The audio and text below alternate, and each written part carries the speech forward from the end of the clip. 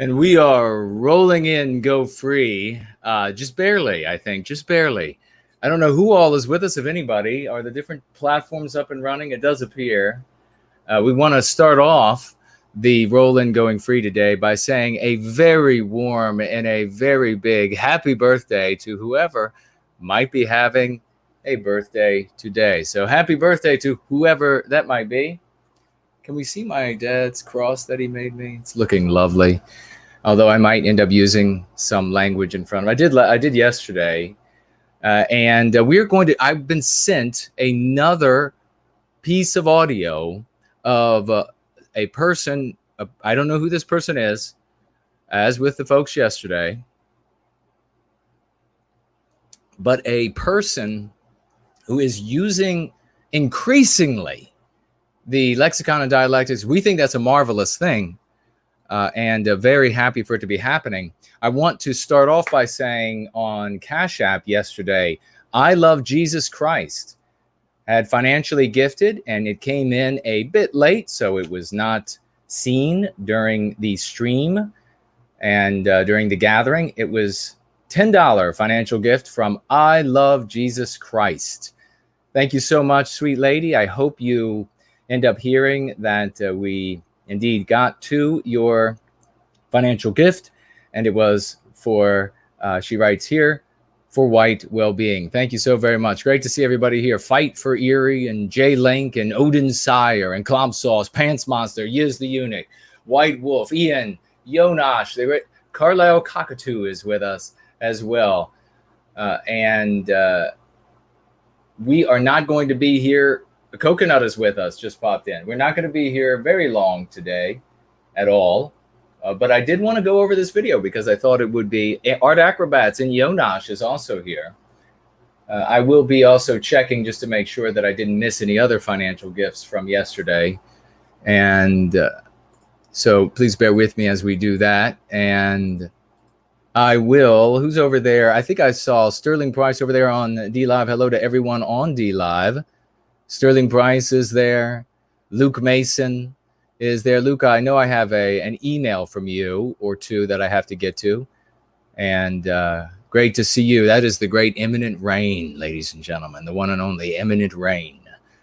And we just played magnificent. We'll be playing again him reading his song lyrics that he had made for Prometheus Rising, the mythopoetic tale that I wrote about the creation of our people following a narrative arc from the beginning of time all the way to the present. Luke is putting it to music.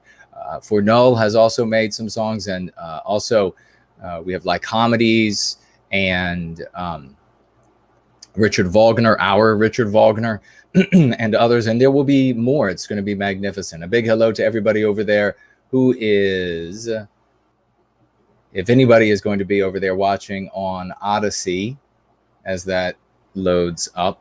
So I am very excited. I received this email. Supreme Gentleman says, I need to email you an update. My baby is a boy. Well, congratulations. Due in September. That's magnificent. A son of the West is on the way. Well, that is welcome indeed. Thank you for that great news. Due in September, right around the corner, a brand new son of the West. And we know that he will be a proud, heroic son and then man of the West. Really looking forward to that. Congratulations to you and your lovely wife and growing family. The great Brad C, Ian, wonderful Jennifer P is here as well. Nathaniel Nelson, great to see you. You haven't missed anything yet. We're just getting rolling. Maybe I should, on this roll in, just give it a minute. What do you think? Should I just give it a minute before we go into this audio? Hair Skull is here so that people can see that we are indeed live over here on YouTube. Are you all getting the updates? Are you all getting the messages? The great Elaine Sabatino has just joined us. Brianna, hello to you. Welcome to you. Kent, hello and welcome. Great to see you. I send out, we were playing music for nearly 30 minutes on the other platforms, and we had some wonderful heroes of White Wellbeing over there on D Live. Our victories are just growing. The show, the gathering yesterday was epic. Was it not? Starting off with Masumi Rabbit's testimonial, just the kind of thing in all seriousness, the kind of things, these kind of testimonials that we're hearing, some people are not believing them because they are so epic, because they are so transformative.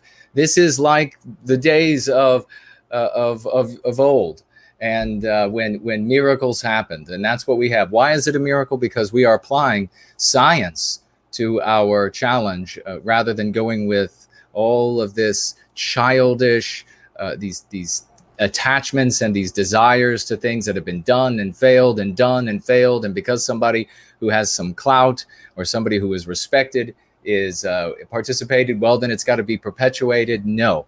And I have been fighting, and now all of you with me, against this inertia of doing the things the way they've always done and they've always failed for so long. That's what we're doing. And it is such a rewarding, magnificent development that we see people not only throughout the alternative media, but also in the mainstream regime media, capital R, who are using the Lexicon and Dialectics because we are pushing them out into the world. We're seeing celebrities use the Lexicon and Dialectics with celebrities and more and more. And now we're seeing increasingly people who have mocked me, who have ridiculed me, who have silenced me.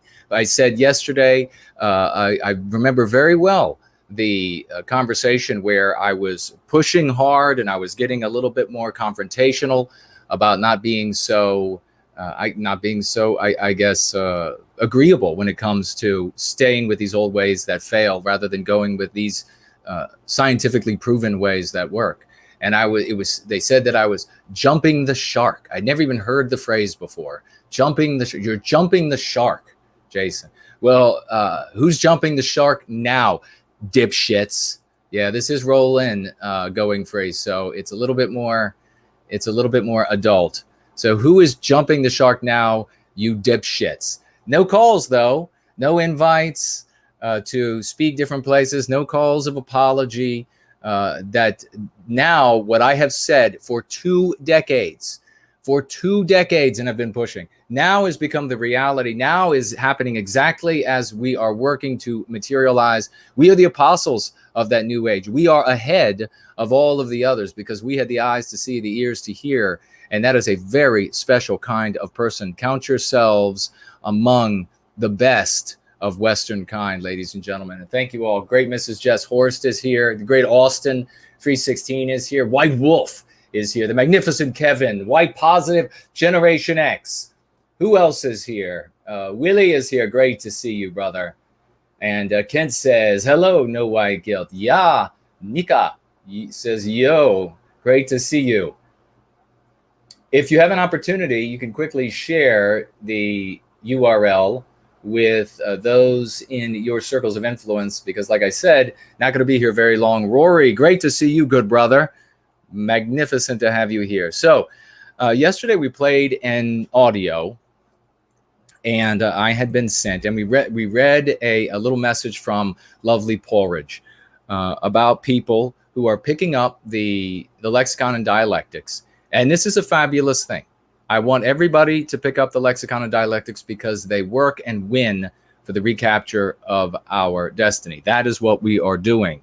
So even if the people have ridiculed me for a year, 5 years, 10 years, even if the people have stymied me, even if the people have gone behind my back and said they wouldn't work with the individuals that they were speaking to if they ever worked with me, even if the people went behind my back and told people who have money, not like Donald Trump, but who have much more money than working class people like us, gone behind my back to these people and said, you should not stop having interest in what Jason is doing. Stop having interest in what he is doing. Turn back to these old antiquated ways that fail and fail and fail. But that person or this person, they'll be able to have a nice life, a nice livelihood for the rest of their life, doing very little of any consequence. Just turn back to that. Despite those people behaving like that and all of this to undermine you and to all undermine me, and therefore to undermine all of you and all the work that we are doing. I want all of these people using the Lexicon and Dialectics because my goal is to recapture the destiny of our people. But what's important here is that when folks begin to use the lexicon and dialectics, that they remember the source, because the truth, the power, the victory, the success, the strategy, the worldview, the etc. that created the lexicon and dialectics, that work has it all has a source. And if you just co-opt some pieces of it and then try to maybe change a word or two, or try to make it your own and just ignore the source, you try to say even that these content creators, if they try to say that they were the actual source, well, then you have done very little. The best that you can do is that you can be an adult, be honorable. You can say, this is where the lexicon and dialectics came from. And that is important, because those who create the strategy for success might well have more to come. They might have more to say on the subject. So heading into the audience of somebody who has merely co-opted a piece of this or that piece or this piece, or they're using a couple, but then they are changing the names of some others and then continuing to studiously ignore the work that we are doing here. That is for such people to say with a megahorn as big as your house, that they don't care about Western kind, that they don't care about our countries, that they don't care about our babies. What they care about is themselves, their self-aggrandizement. What they care about is their enrichment. That is all that matters to them. That's what they're saying with a megahorn as big as the house that, well, maybe that Trump lives in. What we're going to do now, I think we've maybe given it enough time.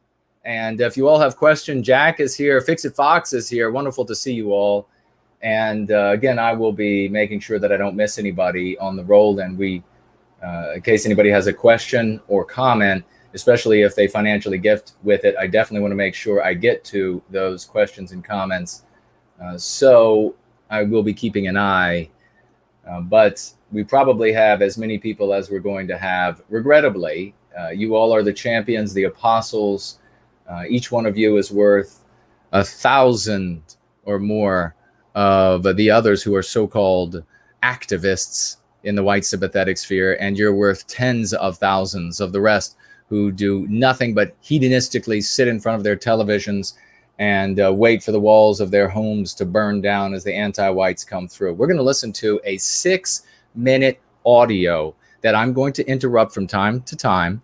I have not heard it before, so I'm very interested. It's about a person who is increasingly using the lexicon and dialectics of going free, and I understand has not yet mentioned where they come from, and who may well never mention where it comes from. In one sense, that's okay, as long as he is using the lexicon and dialectics. In another sense, as I say, if the cure for aging, it comes from a certain stream, then you want to send people back to that stream. You don't want to claim that you have the fountain of youth because you have stolen a cup of water from the fountain of youth. Let's go ahead and have a look. I think it's under the video files. Where could this be? And we will listen to this right now. If you all are ready, you all can ask questions as well while I go through this, and more specifically afterward. Nordic Iron is here. Art Acrobats, Promethean Reckoning. Nordic Iron, thank you so much for these magnificent photos. At the very end of the stream yesterday, I made sure everybody saw it, and we gave you a round of applause. Patrick of Southtown, great to see you. Patrick, it was you, right? Yes, it was. That financially gifted $300 in the final moments of yesterday's stream. Thank you so very much again for that.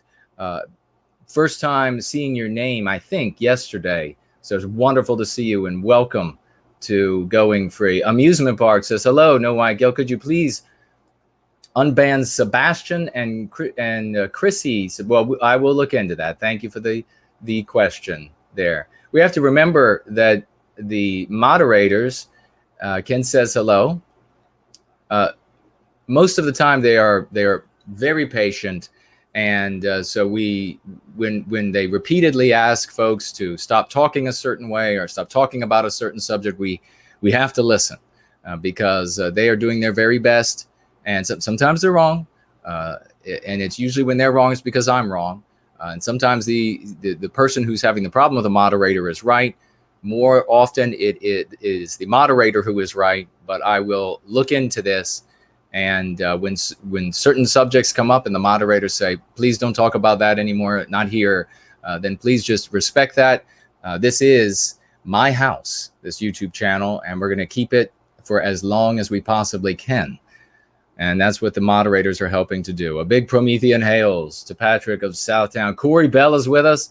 Great to see you. Had wonderful people showing up. Grand Flasher, hello to you. Alma Lahar is here. Magnificent song. I just listened to it as I rolled in. And very exciting. I'll be sharing that next Sunday, brother. All right, let's get into this. Let's get into this audio. Again, I don't know who this is.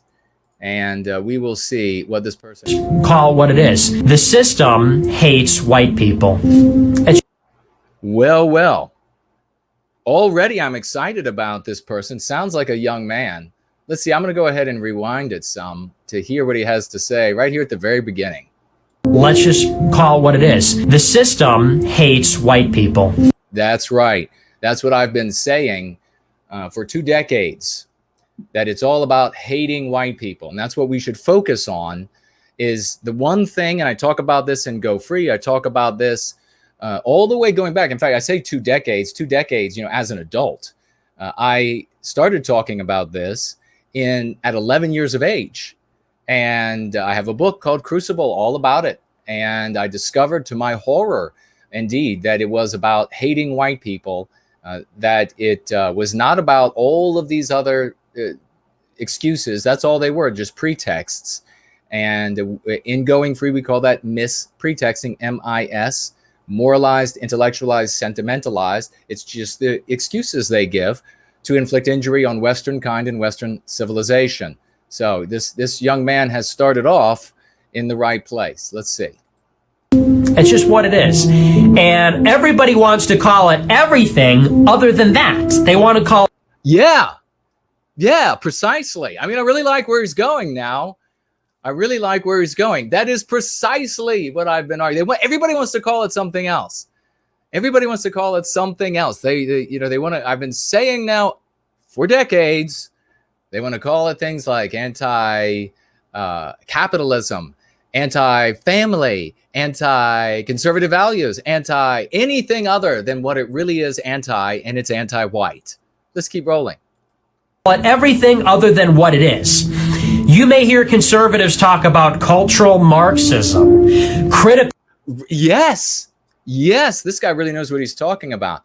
And I could pick the book up right now, and I could start reading from all the years ago that I wrote, that it's things like Marxism and feminism. They are subsets of the superset that is anti-whiteism. Anti-whiteism. Remember, everybody thought, don't use anti-white and anti-whiteism. For all these years, they thought Jason made it up. Since 1994-ish, Jason just invented those words. They're not in the dictionary, made them up. Then at the end of, 2000, what was it? 7, 8, 9 or so, Bob, whose last name sounds like wicker, like the chair you sit in, started using a slogan that racism is a code word for anti-white. That was the first time I heard it used outside of my use. He didn't use anti-whiteism. I don't know if Bob would have heard me use anti-whiteism and then say, geez, Jason, you made that up. I don't know. I doubt it. But we found out that I didn't make either of them up. Final Blossom found in the dictionary, 50-year-old dictionary, and now we found in numerous dictionaries, old dictionaries, the anti-whites have extirpated these words out. So now it's okay. You don't have to hate Jason, and by not use these anti-white and anti-whiteism. Now they're legitimate. He could go. That's what it is. I've been arguing on Marxism and let's see what else he has to say. Critical race theory, that's the new one. Oh. Let's hear that. Marxism. Critical race theory, that's the new one. Got to ban critical race theory, CR. Wow, yes. I like where the young man is going. Yes, that's the new one. Remember, we never call the anti-whites and the things they name by the names of their taking. Remember? That's something we learn in Going Free. I thought this person, he's going to go places. He's catching on. RT. And critical race theory has Marxist origins. It's socialism, it's communism, it's anti-Western, it's anti-Western civilization, Yes, anti-Western. And you know what I used to say back in when I was working on a Hill in 2001 in the nerve center for the conservative movement. I used to say, when they would say, oh, it's anti-Western, Jason, it's not about white people. I would say, there is no Western civilization without white people, just like there is no forest without trees. Saying that all the way back in 2001. It's almost like I was saying that when this young man who was talking was in diapers. I don't exactly know how old he is, but I don't know who he is. So could be that I've been saying it since that he was in diapers, though. Western culture. Conservatives even will call it anything other than what it is, because it's not politically correct to say what it is. Oh. Now that's where you don't want to use that, young man. He's still got a ways to go. You never want to use the anti-white lexicon, because, you know, when we use their terminology, we legitimize their ideology. That's a mean curative. We don't want to use their terminology, because by doing so, you legitimize their ideology. You end up staying inside of their anti-white narrative. And inside that narrative, you cannot win. Let's continue. You can't utter it in polite society, but we all know what it is. You can't utter it in society. Why? Not because it's not politically correct. We don't use that term, but because our people have been infected with MPs, meme pathogens, anti-white ideas that tell them that it is immoral to say such things, that it is moral to be, and this is how I figured it out when I was 11 and 12 years old. They told me it was moral to pretend like there is no race when it came to white people. It was moral to discriminate against white people. It was moral to take from white people and give to non-white people. So then I figured out, well, then it's immoral.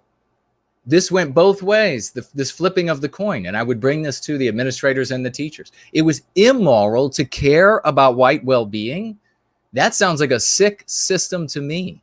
And the adults could not argue against it, except to then slander me as these 20th century historical figures and acting like I was in different little villainy groups in their narrative. Let's continue. I'm liking, overall though, I'm really liking where this young man is going. How about you?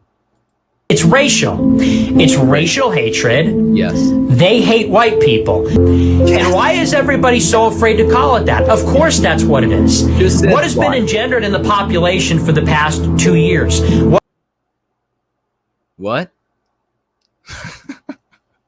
Now I know that this guy is young. The bliss of nonage, just the absolute bliss of nonage. What has been engendered for the past 2 years? Let's continue. What's been engendered in the population for the past 30 years? 30 years. Now it's, wow. Now it's really going back. No, so you can definitely tell that this guy is a young guy, and this is a phenomenon of human nature to think that the moment before you were able to perceive the world, that it was much better than it is in the moment that you're able to perceive it. So he's obviously then under 30 years of age, because he's saying in the past 30 years, it's been getting bad. Well, no, probably the past 30 years you've been alive. It's actually been going on much longer. I was lucky in that I had already been going with my father to check on senior citizens in the community and just say hello and listen to them. And so when I got to the point of participating, and I don't know, maybe, I mean, if you want to attribute just being sensible, even as a young man to me, then I'll accept that. Thank you for that. But once I got into the white sympathetic spheres, I searched out the seniors there. I searched out the old folks, and I said, tell me what it was like when you were a youth, and then where you were middle-aged, and where you were growing up. And some of them were crazy as all get out. Other ones had valuable things. Almost all of them had something that I could take away from the conversation. And I saw that each person I spoke with had these like little gold nuggets. Some of them had more, some of them had less, and they were wanting to share. They had this wisdom they wanted to share, and I would greedily take it up. And then discovered that, well, the world had been very anti-white a very, very long time ago. Western civilization has not been in our hands for a very long time, long before our lives, our parents' lives, our grandparents' lives. So no need to talk about when exactly it started. That's doom dissecting. I want to get back to this young man because I'm excited about what he is saying. He's definitely going in the right direction, and I strongly encourage that. Other than anti-white hatred, what are people learning? What's been engendered in the population for the past 30 years? Other than anti-white hatred, what are people learning in the schools? When you go to grade school and you go to American history class, what do you learn about? You learn, just like I said in my true story called Crucible, when I was all the way back in junior high school in 7th and 8th grade, and I've been talking about this since then, all through high school, all through my young adulthood. I've been in the white sympathetic sphere, being silenced for so long because I was talking about things a very different way, about doing something a very different way, which is coming to fruition now, the only way that works. I talk about what the teachers were teaching. I talk about the big shrine that was in that junior high school. Look it up. I'm not going to say it because the ear is at the door. I talk about what they were teaching. It was all about hating the white race. Not about all of the, not about economy, not about right and wrong, not about, it was just excuses to victimize Western kind and Western civilization. Sounds like this young man is a really smart young man. He's really getting it, and I think heading down the right path. Good for him. In the new Howard Zinn curriculum, you learn about how white people genocided the indigenous Americans. Okay, well, let me just stop for a moment right there. It's okay to name something like saying the new Howard Zinn curriculum, but you cannot do it in the absence of mentioning that there have been hundreds, thousands of other curricula throughout Western civilization long before Howard Zinn that were teaching the exact same meme pathogens that Zinn is teaching through his curriculum. The exact same things. Plenty of us did not have this particular individual or individuals creating this curriculum and pushing it onto the population, infecting us. They were different anti-whites, and it's always dangerous to name a specific one. This young man, whoever he is, he mentions in the beginning, he mentioned critical race theory, how that's the new thing that conservatives and Republicans, they want to talk about. And he mentioned it in perhaps he's grappling with this, and he's understanding that you don't want to just pick something like that out and then say, oh, well, this particular thing is the problem. The reason why we've talked about here, back when Trump was president, or at least acting, he was at least pretending to be president, whatever he was. He's a great actor, so maybe that's what it was. He said he was going to ban, I don't know if he actually signed an executive order that critical race theory would not be taught or would not be forced on government employees. And what did we say right here? What happened? Well, they would just rename the anti-whiteism something else. They instantly did. The printing shops started rolling. It had a brand new name. The states now that are saying we're going to ban critical race theory. Bad, bad, bad, bad. Those laws are going to just be used against white people. The way that they're written, the anti-whites will be able to go through and pick out the lines and say, this means that you can never point out X, that you can never point out Y, and it's always white people's fault. The states should be banning anti-whiteism. That's what they should be banning. You can't even make a general statement about, well, you can't blame a single race for X, Y, or Z. Because what will then happen is that will then immediately get turned around by anti-whites. Haven't white people learned yet? I mean, you're talking about anti-whites. The very intelligent anti-whites are as protean as they come.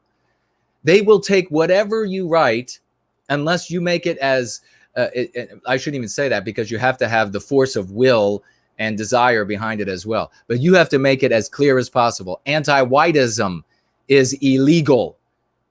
That's what has to be said. Let's continue listening to the young man, though, because I'm told that he is building one heck of an audience. And let's hope he continues going in the right direction. White people enslaved black people and brought them over here. Now, these things, what are these things, folks? I would like this young man to pick this up and start saying it to his audience that apparently is growing. I'm told is growing. What is it? The white people exterminated non-white people, the white people enslaved non-white people. These are meme pathogens. It's important.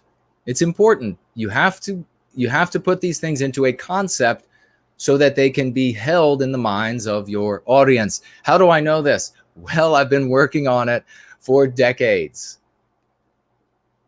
Once freed by whites, whites mistreated blacks by being racist towards them, terrorizing them with the Ku Klux Klan, yes, segregating them, making them drink in separate water fountains.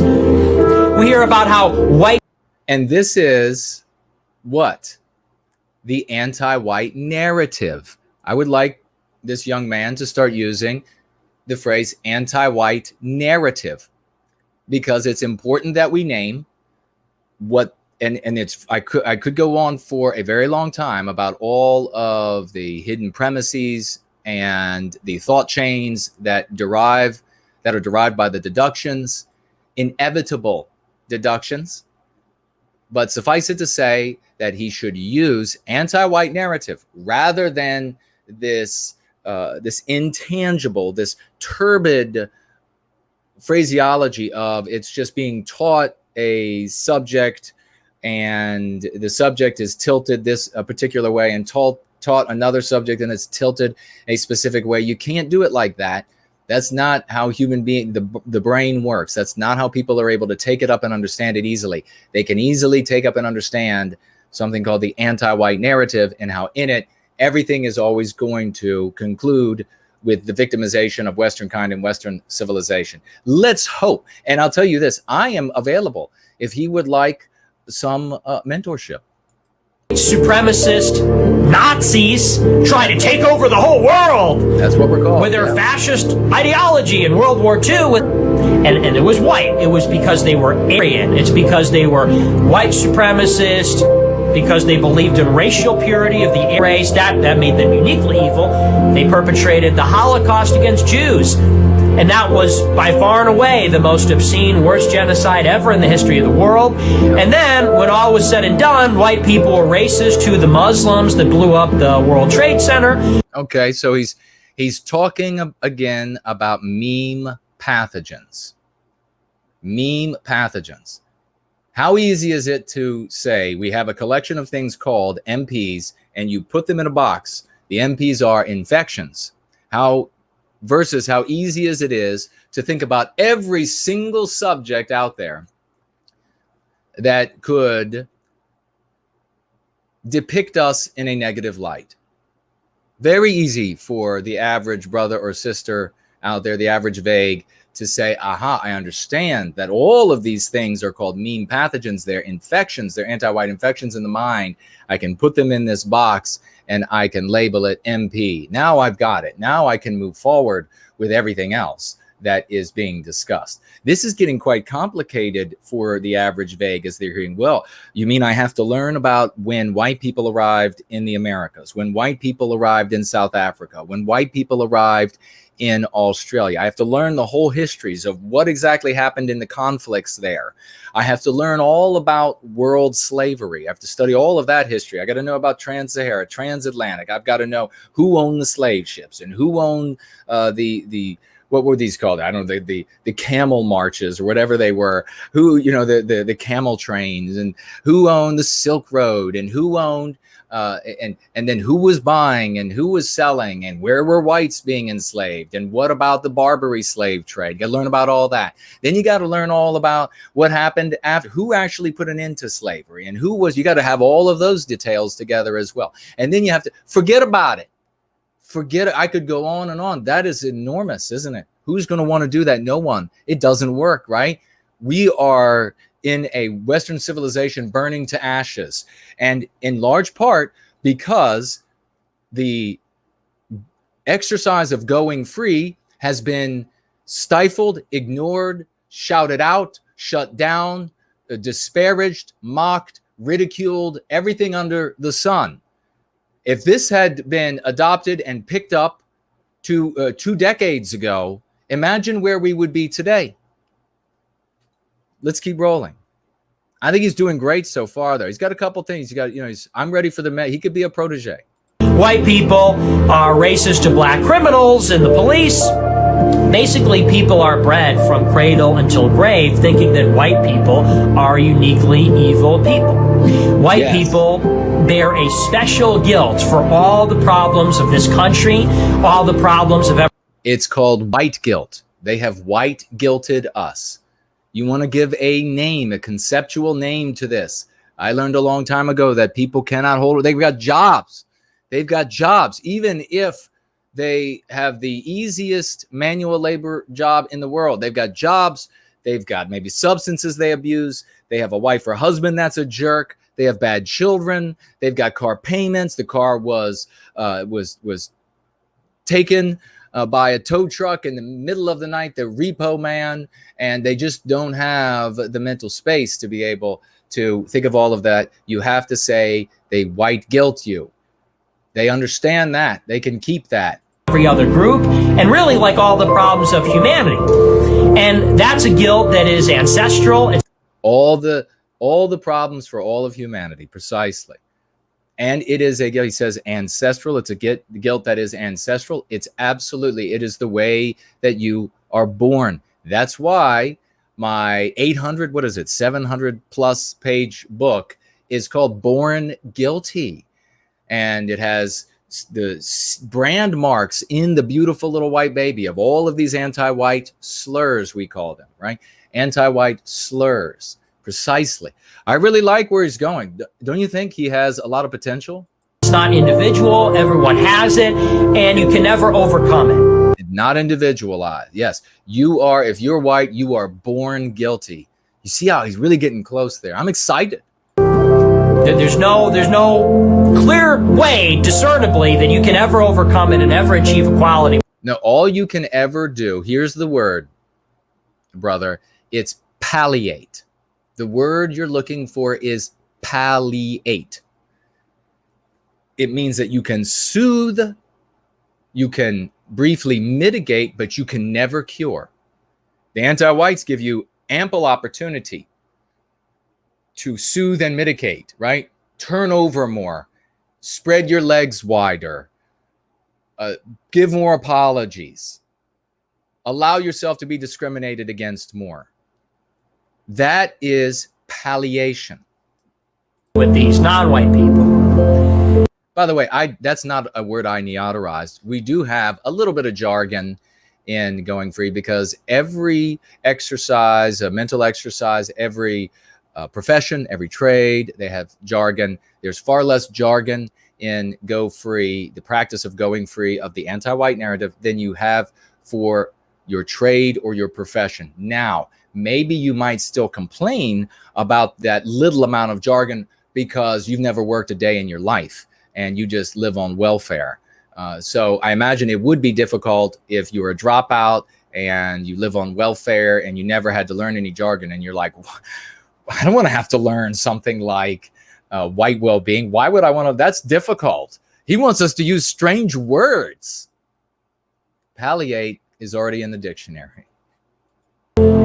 By the way, so is the word well-being, and so is the word white. We just put them together in a way that empowers us. Let's keep rolling. And it's as a consequence of this that these things are becoming more and more common. White people are being dehumanized. Yes. And when white people... Wow, I gave a speech.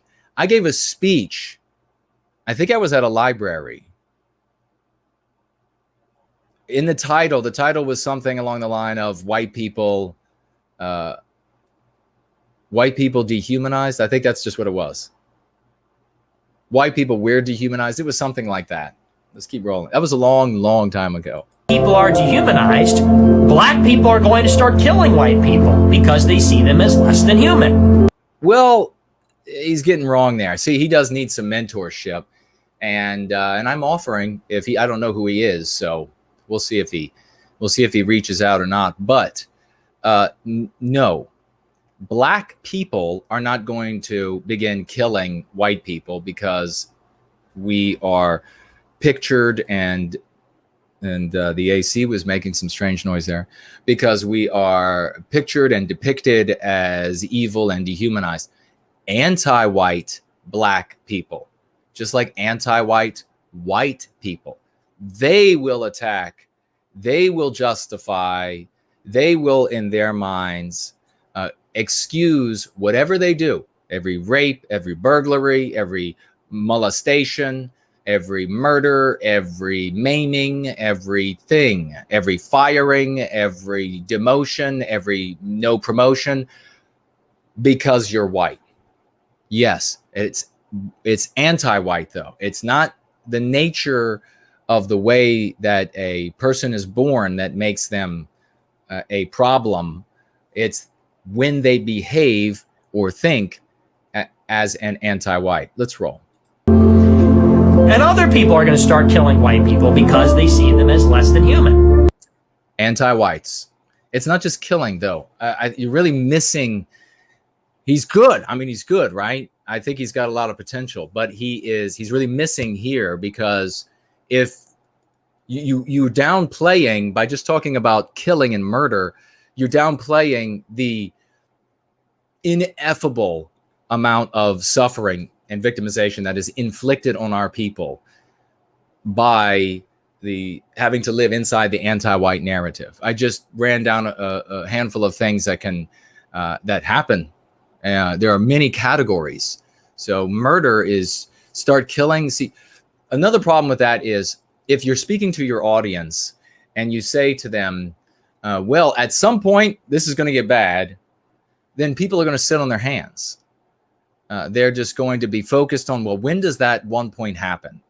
And then they make their activities about finding out, well, when can we predict when this is going to happen? Where can I run before this happens? How soon do I have to pack? I mean, young man, do I have to pack right now? Do I get out the suitcase right now? When are they going to start killing us? No, it's worse than that.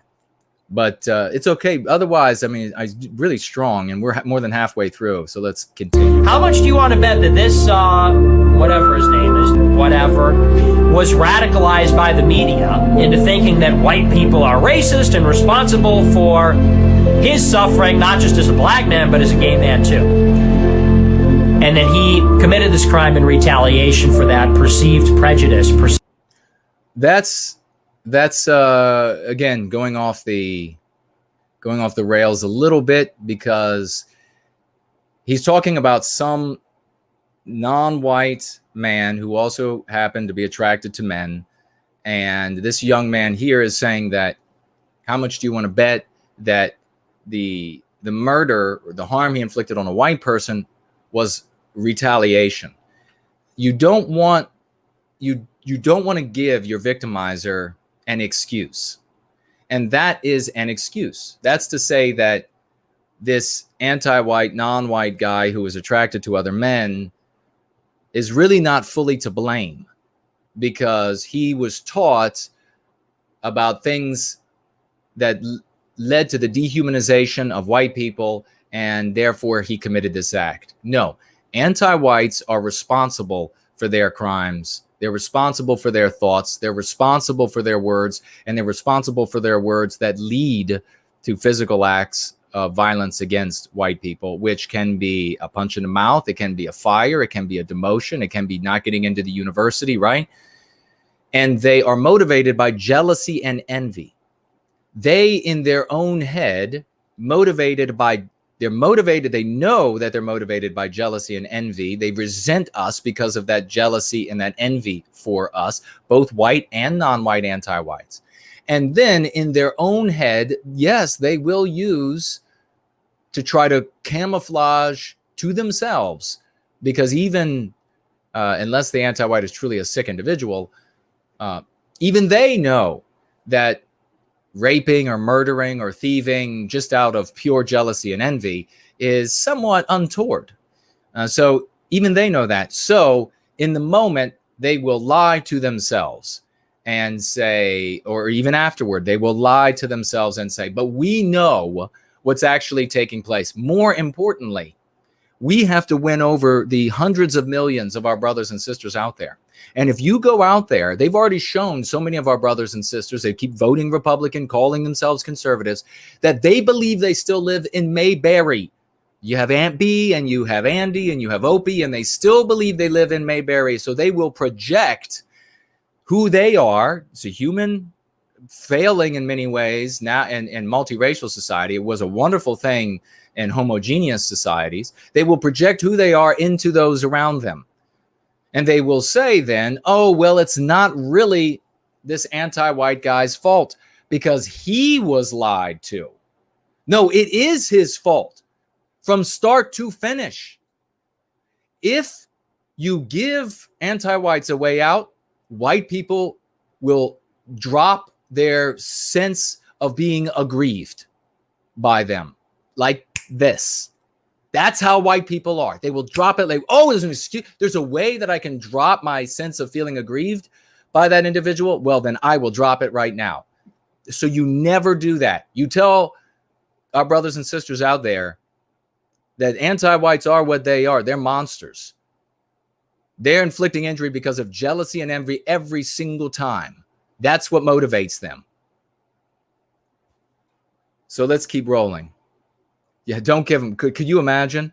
Could you imagine the chorus of ladies, both men and women? Could you imagine the chorus of these ladies that would come out and say, oh my God, they were just misled. Oh, they were misled by their TVs and their teachers. Oh my God, you can't possibly hold them responsible. I mean, it would just be unending. Let's keep rolling.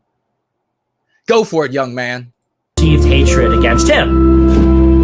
That's the consequence of all this anti-white hatred and dehumanization in the media, education system, and it's even enshrined in the law systematically through the government. I mean, what do you think affirmative action is?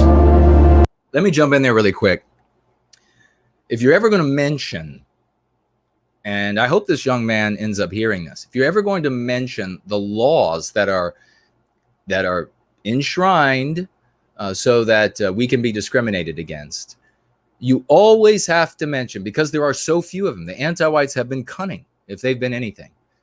They don't need to write down all of the discrimination, the persecution, the victimization of Western kind into law form or into rule form. That is one of the weakest ways to accomplish their objectives. Instead, you make all laws, all rules, all codes informed by an anti-white morality. That way, every rule, every law, every code, every act arrives at an anti-white conclusion. If you say, well, it's in the law that, and you don't mention this fact, then what you have is anti-whites that come back and say, there is this one law out there that just allows these poor folks, and because we're trying to achieve equity, just to get a little bit more because they've been so oppressed. Well, piss on that. So don't fall into this trap about talking about that it's in the law, and so therefore. And a lot of white people don't want to talk about it now. They don't want to address it. They want to pretend that that's not the case because, honestly, I think a lot of white people think that it's beneath them. I think that white people think that it's our job to be better, to strive towards a post-racial. These are excuses. So his honest conclusion is wrong. And it's a bit more like Jared Taylor's position that white people are, that even anti-white white people are good people. They want to achieve good things. Again, you're giving them an excuse. And if you give them an excuse, white people will not defend themselves against them. We have our entire lifetimes, the entire lifetimes of our parents, the entire lifetimes of our grandparents, etc., to witness the history that if white people believe that the individual or individuals who are victimizing them are not intending to victimize them, white people will not defend ourselves. So you cannot tell your flock, and I understand this guy has growing a big audience, good for him, this young, whoever he is, I'll have to look into him at some point. You cannot tell them that these people have a noble sentiment who are behaving this way, that race is beneath them, that's the way they really feel. No, these are lies that they will say to conceal the fact that they are either anti-white when they're in audience that is not anti-white, or to conceal their cowardice. They want to conceal how cowardly they are, because if they say the truth, if they say, I do see how bad it really is, I do see what's really being done, then by the mere fact of doing nothing in response, they admit to the deepest pusillanimity, the deepest cowardice that you can imagine. So let's keep rolling. Just talk about cravens.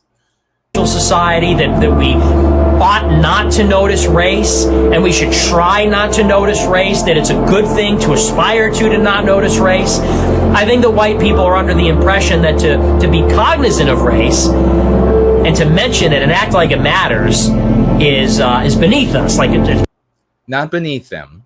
They have been taught, and this again, he's right now he's becoming an abstractionist, isn't he? Even though he's still talking about race and the importance of race, he's falling back. It's okay. He's a young guy, right? He's a young guy. And he's learning. Look how far I'm told he's come a long way from wherever he was.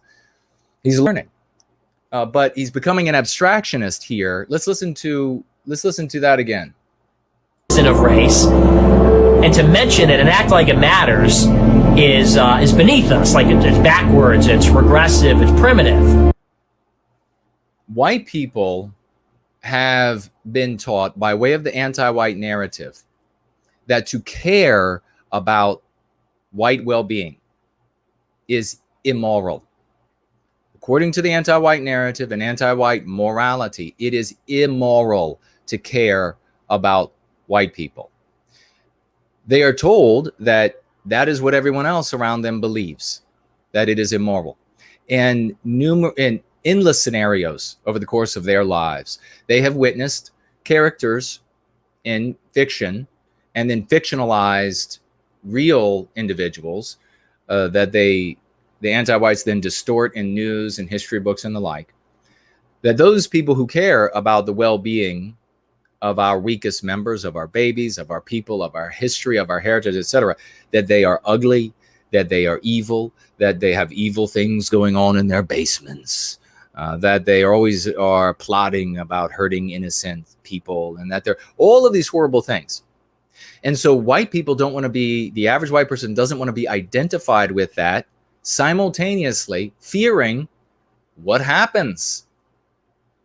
Seeing in all of the fiction the hatred of the beautiful, the smart, the etc. on those, fearing that will happen to them, and also fearing what they see in the real world, which is the doxing, the firings, not being able to pay your bills, not being able to pay for food, not being able to pay for insurance, auto insurance, home insurance, renter's insurance, whatever it might be. So they are not making, you're giving them a get out of jail pass. you are by saying that they think it's beneath them and it's moral to be in a post-racial society. Those are lies. Those are lies. The people saying those things know that they are lies. And furthermore, it doesn't matter if God himself were to come down to me and say, well, Jason, in this one case here, that person actually believes it, if you can believe it or not. I would not care, because it would serve to undermine the recapture of our destiny, to tell our people that there are folks like that one out there who are accidentally victimizing you. What is important is the recapture of our destiny. That's what's important, not what is measured in a beaker in a laboratory somewhere. And that this approach to racial, socio-political, etc. conversation that we have brought with us from our our challenges in other areas, this laboratory idea that it's got to be outside of us for it to be legitimate, it's bullshit. You need to flush that down the toilet with the rest of the turds. Who cares what the beaker says? What matters is the recapture of our destiny. And you know what? If God did say that about a particular person, and I argue that against him, he would have to agree with me. And a big part of that, too, is because white people have, I think, internalized a lot of what the media says about us, which is that, well, we're on top of the world, so what do we really have to complain about? Yeah, precisely. Well, the white people who are kind of white people who are saying we're on top of the world, so what do we have to complain about? The vast majority of those are anti-white or leaning anti-white or villainy signaling anti-white. Of those individuals. All of the rest of the white population, they are suffering this psychosis from the cognitive dissonance of what they are told to believe in their fiction, which their subconscious mind believes is reality, and then what they consciously live in the world that is a 180-degree diametrical opposition to what they are taught, and they have to say that the fiction is actually the truth, even though they are living the opposite. He's got potential, though. He's got a lot of potential. And I tell you what, if somebody wants to listen to this and they want to cut out my snarky bits and send it to him, more power to you. You'll probably be doing some good for our people. But here's the problem. This is not going to be a white country forever. Wait a second. I'm concerned about where he's going with that. It's not, he's right that it's not going to be a white country forever if things continue on the trajectory. You'd say that about all of the Western countries. But let's see where he goes. And it's not going to be a white country for very much longer. In a lot of places, it already isn't. Okay, now I'm getting a little bit more concerned about where he's going. This... And then we'll see what he actually says. This idea, this looking out at this date, we're no longer going to be a numerically white majority country, is another way to engender this passivity, this absolute do nothing attitude, because now you have looked out. There's this horror moment in the future, and so I just have to have my bags packed before then, and so that's when it will really get bad, and I'll just survive till if I can. Okay, so if it's out there 70 years, well, I'll be dead, or if it's out there 50 years, well, I'll be too old to even care. If it's out there like 30 years, well, then maybe I'll have to move. We'll have to start. Me and the missus will have to look for a place to move. You never want to do that. You never want to do that. You want to say to folks the reality. And that has nothing to do with, well, there's going to be some demarcation point where things will go from good or whatever they are, status quo, to then really bad, because that will cause them to sit on their hands. And in a lot of ways, it already isn't a white country anymore. And as the percentage... In 100% of the ways, the United States and the rest of the West are not Western countries. 100% of the ways. I mean, it's just, where is it white anymore except where it's being white erased? Let's keep rolling. But I get what he's saying. I mean, you can't put every description of every single thing into every single sentence. So I get where he's coming from. I get what he's saying, and I'm not being critical of that. So let's roll. Proportion of white people diminishes in America relative to non-white people, it's going to become more and more of a problem for white people that non-white people don't like us. It's just that simple. All right, that's where he's beginning to go wrong, and it's wrong in a significant way, in the same way that when you are at the range, and the further your target is away from you, the smaller the error needs to be for the bullet to miss the target. So what he's doing right there is he is equating harm to our people with other races of man. And that is way off the mark. Our problem is anti-whiteism. Our problem is white and non-white people who are anti-white. Things are not going to get bad because more non-white people show up, just generally speaking. Things are going to get bad because more anti-whites show up. That is an enormous difference. That is not semantics. If I were able to be on television and tell all of our brothers and sisters who had the TV on, every single channel, across the West, and tell them that this is a matter of what people are thinking and doing rather than their immutable characteristics, being non-white, for example, infinitely more people of our brothers and sisters would say, he's right. He's absolutely right about that. Far fewer are going to say, well, things are going to get bad if there are non-white people, period.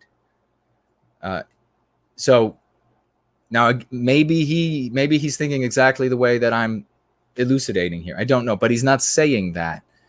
So let's continue to listen. Maybe he does.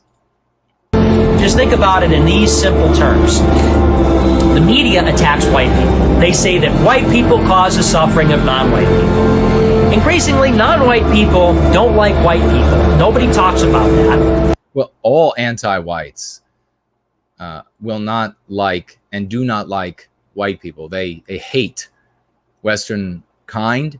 And that's another one he should pick up and start using, Western kind. And if he is a very moral chap, and perhaps he is, he will say, hey, there's this guy, Jason Köhne, and he's got a whole community of these apostles that are out spreading anti-whiteism, Western kind, to unite us as a single people with many countries around the world. Doesn't get a lot of attention because he's boring, because Jason is boring, because he's not handsome enough, because he doesn't, I don't know, I don't tell enough jokes or whatever it is.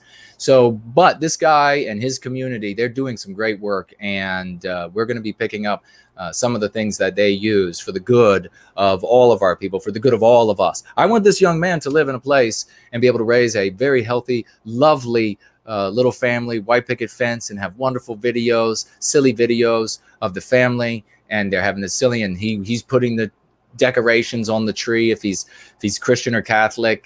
December, and he knocks it over. I want beautiful memories for them, and this is the way to go. So let's go ahead and continue listening. But we know that non-white people largely regard white people with suspicion, distrust, in some cases. No, not non-white people, not because of their immutable characteristic, only when they're anti-white. And it's the exact same with white anti-whites. I mean, who has maybe this young man hasn't gone to a rally or a march. I've been to many over the years, and we don't do those, remember, anymore. And we were talking about that last night, if you want to learn more. And the most insane are these white anti-whites, and particularly these harridans, these foul termagants, and anti-white females. They are worse in a great many ways. Just don't like them, hate them. Nobody wants to say that. People are very comfortable talking about racism. And again, the problem then with this view is that you get your audience looking to the immutable characteristics. So not only are you turning off brothers and sisters out there who could come over, but you're also putting these people, you're putting their sights in the wrong place. It's like trying to teach someone how to spot the poisonous snakes in an environment that you're going to be in, and you teach them to listen for a particular way that snakes move through the leaf litter. Well, if you do that, then they're not going to be identifying the poisonous snakes. They're only going to be listening for this sound, and they're going to be therefore led wrong. They're going to end up getting zapped by poisonous snakes because you think of if you are up in the Blue Ridge Mountains and you timber rattler is just going to be sitting there waiting for you, and he's going to have a giant diamond-shaped mouth full of poison that's going to, as we say down home here in the South, kill you dead. And he's not going to make a sound. He's just going to zap. So you have to teach them that you're looking for anti-whites, not looking for an immutable characteristic. And then also, it's immoral. It's really immoral to just say that a person is bad because they're non-white and that they have been taught inside the anti-white narrative that white people are awful. We have non-white people who are going free, who are serving white well-being, who are helping us to stop anti-whiteism, who also grew up in the anti-white narrative because you can't grow up anywhere else. Let's keep rolling. Against blacks or other non-whites, but nobody talks about the distrust. Nobody talks about the resentment that non-white people have for white people in the country. And it's not everybody, but it is. No, it's the resentment that anti-whites have for white people. But you're so close, so close. I'm telling you, mentorship. A lot of people, and everyone knows that. Wouldn't it be something if this guy's smart, talented, able to garner a big audience and growing audience, I'm told. And wouldn't it be something if he were a little bit more like me when I was younger? And I still call and go and meet with these guys all the time to get their input, all the time. Wouldn't that be nice? He's like, hey, this guy's got something. This Jason guy's got something that really was working. His whole community is, look at the Yiz woman and look at all these different folks, the amazing things they're doing. Sloth's, the amazing things that he's doing. So many great folks out there making Irish ice. We could go on and on. I wish I could remember, and we're going to remember everybody's names. We're getting them into the magazine. We'll get your names in the magazine. They're having all of the success. Why don't I get some tips? As the population becomes less and less white, and as the people in charge of the country and the people enforcing the laws of the people in the country, in charge of the country, become less and less white, that's going to matter a lot more. Now, I completely disagree with the final thought. The fact that they're non-white is not going to make it more problematic. The fact that they're anti-white is what will make it more problematic. Huge difference, and it makes a big difference downrange when you view it these two different ways.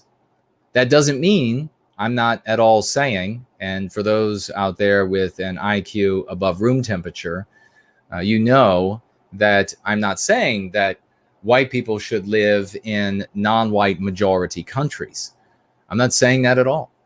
I'm averring an absolute truth that the country becoming more non-white is not the catalyst for our victimization. Anti-whiteism is the catalyst for our victimization. The government, it doesn't matter what races fill the seats. It doesn't matter whatsoever because they are all already anti-white.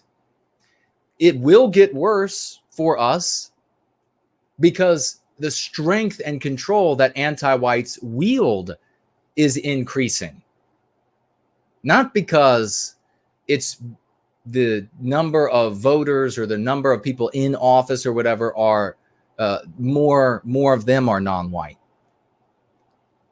It brings to mind, and this goes to the comment he was making a little bit earlier, that giving away his age, that it got bad in the past 30 years, which means that he has to be under 30. It was called the bonus marchers. The bonus marchers. This was in the early 1930s, I think like 32 or something like this, 33, where World War I veterans who were promised bonuses, who were not given their bonuses, they just like spontaneous combustion, all went to DC. No internet, no nothing to be able to organize these people in a mass, and they all went, their families, their babies, in their carriages and their diapers, and they all went. They brought tents, and they all flooded into Washington, D.C. The country was already in the hands of the anti-whites. What did the government look like? How many non-white people were in offices of power in the 1930s in the United States? It was already anti-white. The anti-whites already had supreme power. They didn't hold as many nodes of power as they do today, but they held the most powerful nodes of power. And that's what really matters, because they were able to exert their influence even in those areas where they did not have positions, nodes of power. That's why one of the reasons we see today that with private police or private city police departments and county police departments and things like this, the anti-whites don't always hold every single one of those nodes of power, police chief or what have you. They're moving as quickly as they can. What they would like to do is federalize all of the local police departments, city police departments, so that they can then bind those strings up into their control as well. So the government, though, was anti-white in the 1930s in the United States. So what happened when all of these white people went? How are white people treated by white people? They were shot at with machine guns. The federal government rolled tanks after these people in Washington, D.C. Read it for yourself. Of course, check with CNN, because even if you read it online or whatever, I mean, maybe it's CNN will tell you what actually happened. But you get your information. This is not me asserting that this is 100% truth. Look into it for yourself. The ear is at the door, and who knows? Who knows? But you can look into it for yourself. So we already have anti-whites dominating the federal government of the United States, all of the other governments of the West as well, to various degrees. And in places like the UK, US, Germany, France, etc., it is most profound. But everywhere they hold the most powerful nodes of power, the anti-whites do. The trickle down through all of the other nodes, that's what varies. In the United States, we weren't able to say, or really anywhere, you're not able to say until you see the different nodes of power in action, where you see where there's no recourse for injustices. And we got to see that in heaps this past last summer. We got to see that indeed the anti-whites control so many nodes of power. It was stupefying across the United States. So there was practically no place for recourse where you could find a fair, very rare now, where you could find somebody who, nobody in a position of power cares about white people. They would ever say it, or they would ever take an act that would lead someone to believe that they cared about white people. In fact, they go out of their way to be able to maintain their position, their job, whatever, to make it look like they are anti-white, to villainy signal, to victimize the white person so that they can keep their place at the trough, their place wherever it is, and keep getting that paycheck, make that Jaguar payment or whatever it is, the Audi payment that they're driving. But every now and again, there's one here or one there, fewer and fewer all the time, where you find somebody that says, whoa, this is a really miscarriage of justice, and I'm going to right the wrong. Doesn't matter what the races are. Doesn't matter that the guy is white. I'm going to go ahead and I'm going to correct what happened here, and this person's going to go home, as we saw with the Witless Whitmore so-called abductions. Let me see what you all are saying. I'm excited about this young man. If you would like to take this video, cut out my snarkiness, just leave in my suggestions, patch it up, send it. If you know who the guy is, send it to him. Maybe he'll listen. But I think he would be doing our people, Western kind, which he should start calling us, a great service if he would humble himself, as I did when I was in my teens. Surely he's not in his teens. We know he's under 30.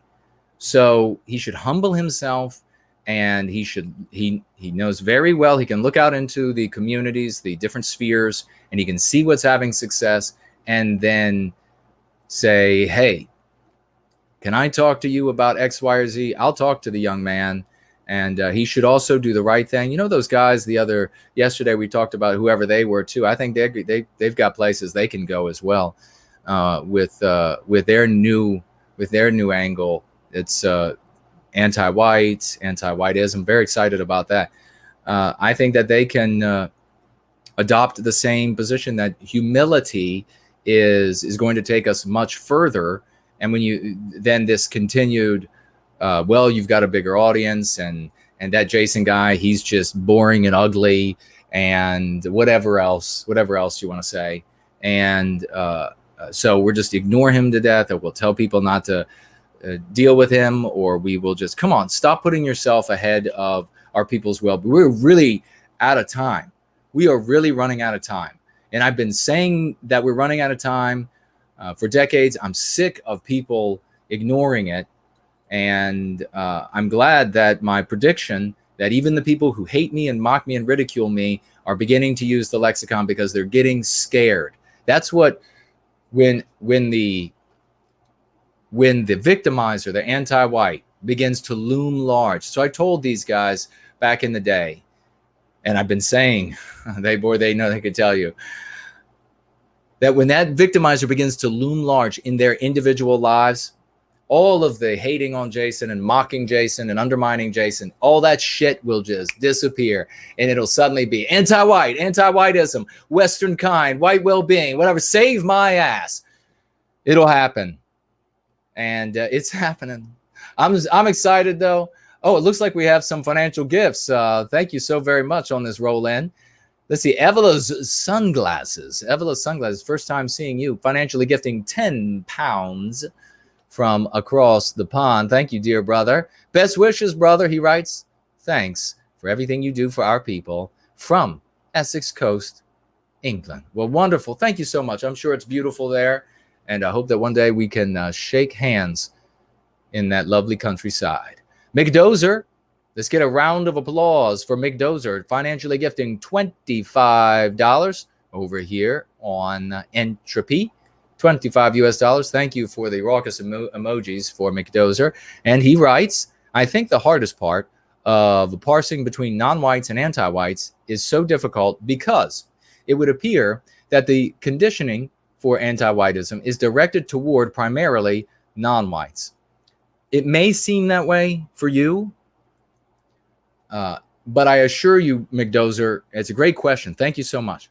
The longer you go free, you'll see that it is in no way, shape, or form directed at non-white people.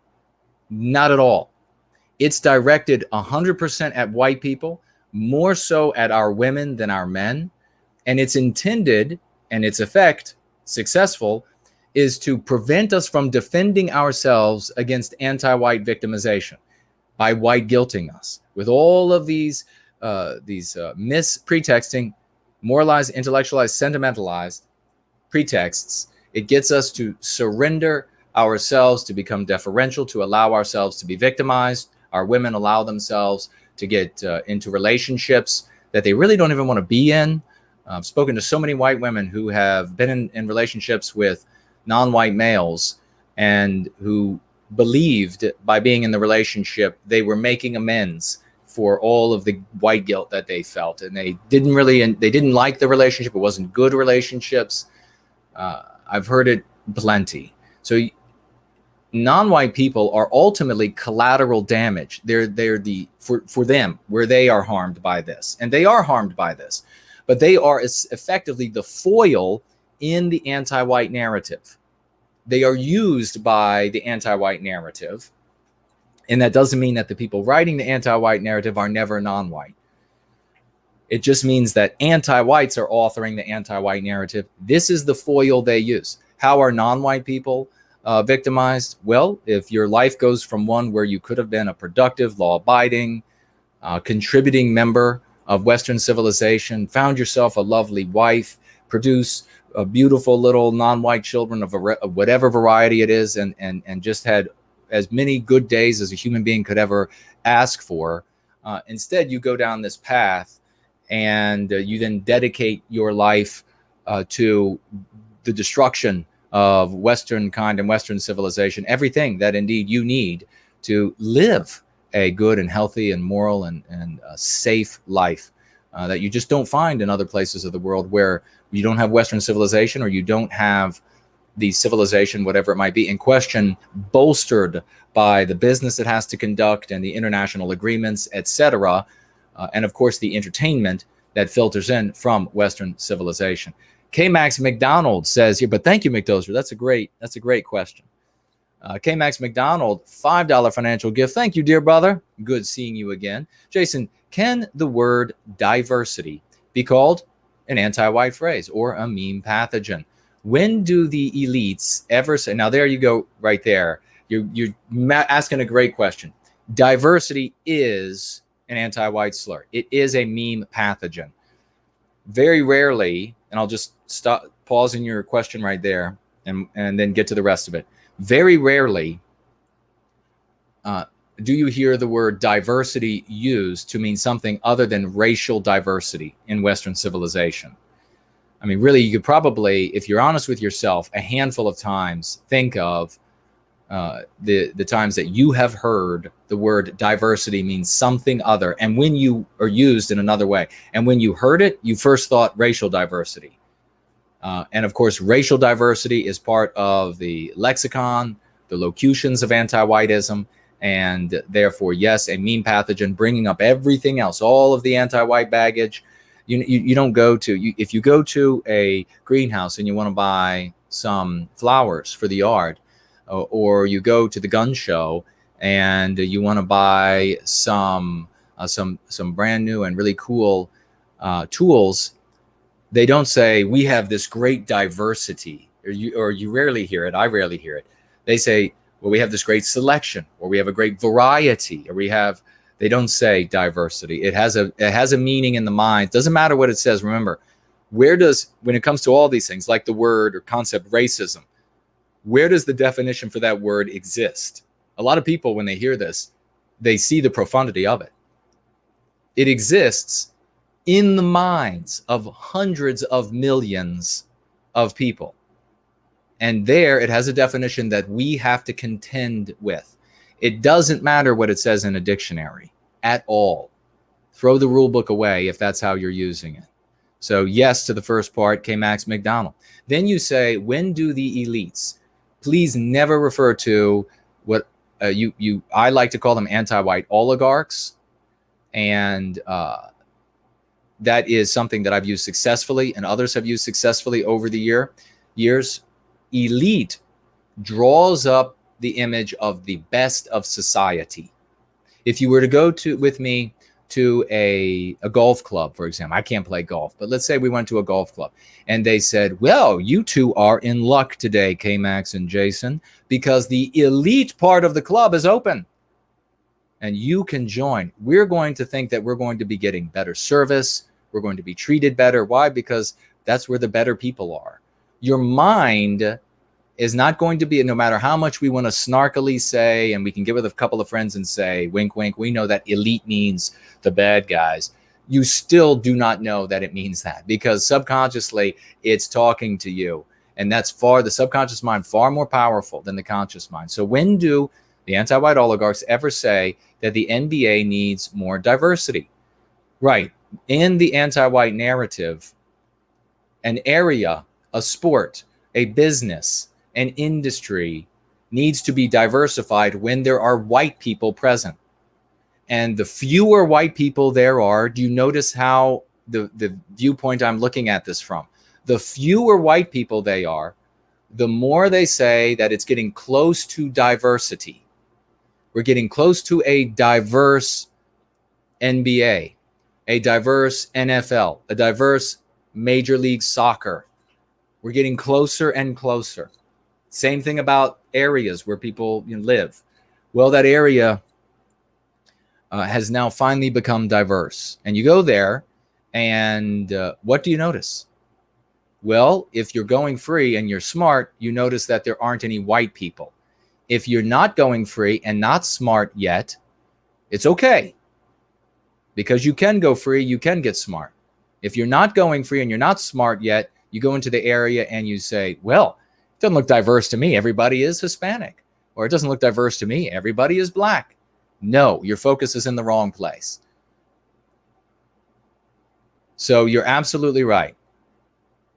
And he also he mentions K-Max McDonald. They never say that there needs to be more diversity in football, Major League Soccer, Tom Jefferson High School students. That's right down the road from here, which, by the way, they are allowing people in now that do not make the educational cut openly just based on race. Now, they've been doing that, I'm told. I have contacts. They've already been allowing non-white students in that did not make the educational cut for a long time. They take other considerations or other things into consideration, like their race, but they'll call it other things, like the socioeconomic strata, diverse contribution they can make, all this kind of BS. That same stuff they do at universities, colleges, etc. Great question, K-Max McDonald. Thank you. And we all learned a little bit more. Another Angry Hobo Channel writes with $3 US. Great to see you again, brother. Whatever your opinion on the welfare system is, the welfare system is extremely anti-white. The more people are unaware of this, the greater it will grow, and more whites slip through the cracks. So let me read this again. Whatever your opinion is of the welfare system is extremely anti-white. Okay, probably anti-white in that they do their best to discriminate against white males. If you're a white female, especially if you have children, and 1,000% if you have non-white children, you are on the rolls, and they are going to pay for you to have more of them.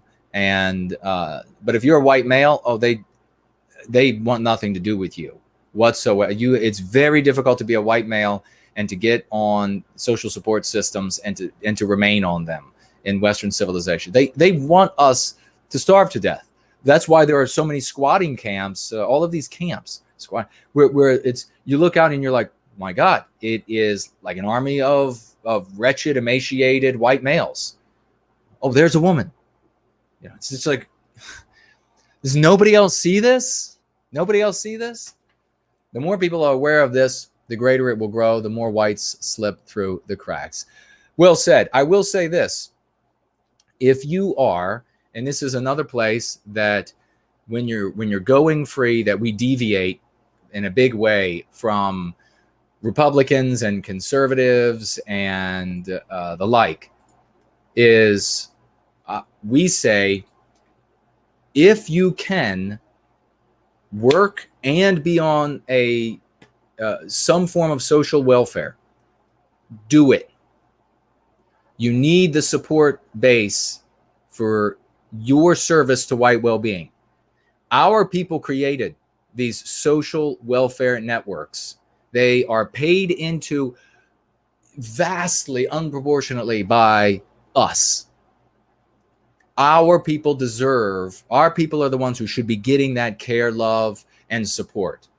So if you can support in some way, or you can rather get on some sort of welfare in addition to a job that doesn't pay very much, you absolutely do it. There's nothing immoral. This idea that it's immoral to be on welfare, I swear it must have been started. I bet you if we go back and look at the entertainment media, we'll find where it started, telling white people that it was so immoral to have to be on some form of welfare when you are trying to live your life. Maybe you lose your job, something goes wrong, and you stumble, and my God, what a wretch you are to use the social net system that we created just for that. Absolutely not. And if you have no income, you don't have a job, but you are looking, you're not going to live the rest of your life on welfare, not because it's immoral to do so, but because you want to become bigger and better every day of your life so that you are personally, physically, emotionally, spiritually enriched by your life, by going free, and can do more and more for the recapture of our destiny. You want to be moving upward. But if you are in a place right now where you are down and out, you don't have a job, or you lose a job, whatever it might be, you better get on the welfare system. Do not go live in cardboard 20 feet into the woods because you are ashamed of getting on the public dole. For God's sake, I want my money that I am being taxed for practically like they're bloodletting, and all of us that are paying taxes, I want it going to you. I want you feeding yourself so that you can get up and become somebody great, and feed your children so that they can teach them to be to know what the anti-whites look like and to be resistant to it. Get on welfare if you need it, and stay there as long as you have to be there to get that base. And don't you dare have 1 ounce of shame. I will personally shake it out of you. Thank you, another angry hobo channel. And we have the great Mrs. Jess Horse with us again. Lovely to see you, sweet lady. $3 financial gift on top of her wonderful financial gift yesterday, which was, I think, $50, and a white heart emoji. God bless you, sweet sister. Wonderful woman. Wonderful to see you. I don't see any questions in the question widget, so I'm going to swivel around this way, and I'm going to take a quick look at Cash App. We're going to be getting out of here in just a moment because I got a lot of work to do for White Wellbeing. And this is good work for White Wellbeing. We're doing the Lord's work by serving White Wellbeing. And now remember, there is a link. Should be a link at the top of the description, which has a letter. You can take a look at it. It pertains a particular individual who is talking about fantasizing about the murder of white people. You can click on that link, and if you want to get that verbiage and do whatever you want to do with it. Looks like we're blank over here on Cash App. Didn't miss anybody, thank God. Glad we were able to get a few people together, the best of the best. It looks like I will swivel around here and see if anybody has said anything on D Live that I should speak to, or on over there on what is it called, Odysee. Let's see. Looks like we have the Great Slots has gifted 50. Now, is this new? Is this old? I don't know. I think that one's old, isn't it? Slots, are you with us? At some point, yes, I think that's old. But he did at some point 50 tokens. And then we have somebody. How old is this one? Nope, that one's old too. Okay. So I don't see any questions over there. Nobody's tagged me over there. Hello to anybody who is there. And let me check out Popcorn Power is here. Great to see you. Let's see if there are any tags for me. And questions or comments, I don't think I see any. Dancing chicken. I don't think that constitutes. Let's check out YouTube, and then we will roll out of this roll in, which has been marvelous. And I'm really excited about whoever this young guy is. I hope he accomplishes big things. I hope he continues to use the Lexicon and Dialectics. I hope he does not co-opt and then never mention and then change a few words to pretend like he came up with it all on his own, and just ignore all of us and the hard work that we are doing and have been doing. Some of you for years now, you've been doing it with me. Of course, I've been 2 decades, but of course, since I was 11 years of age. How shameful, how terrible of a character would somebody have to have? Absolutely shameful to come along and then just say, I'm going to co-opt and I'll rename a couple things and I'll never mention and I'll ignore and just pretend like Yeah, but that would just be that would speak of a really poor character and the exact kind of person that you would not want in a leadership role. Seriously. Solomon, hello to you. Great to see you. Asking, who is he playing and where is it from? Solomon, it's some young man who's making content. Apparently he's under 30. We're figuring out, since he said things started getting bad 30 years ago.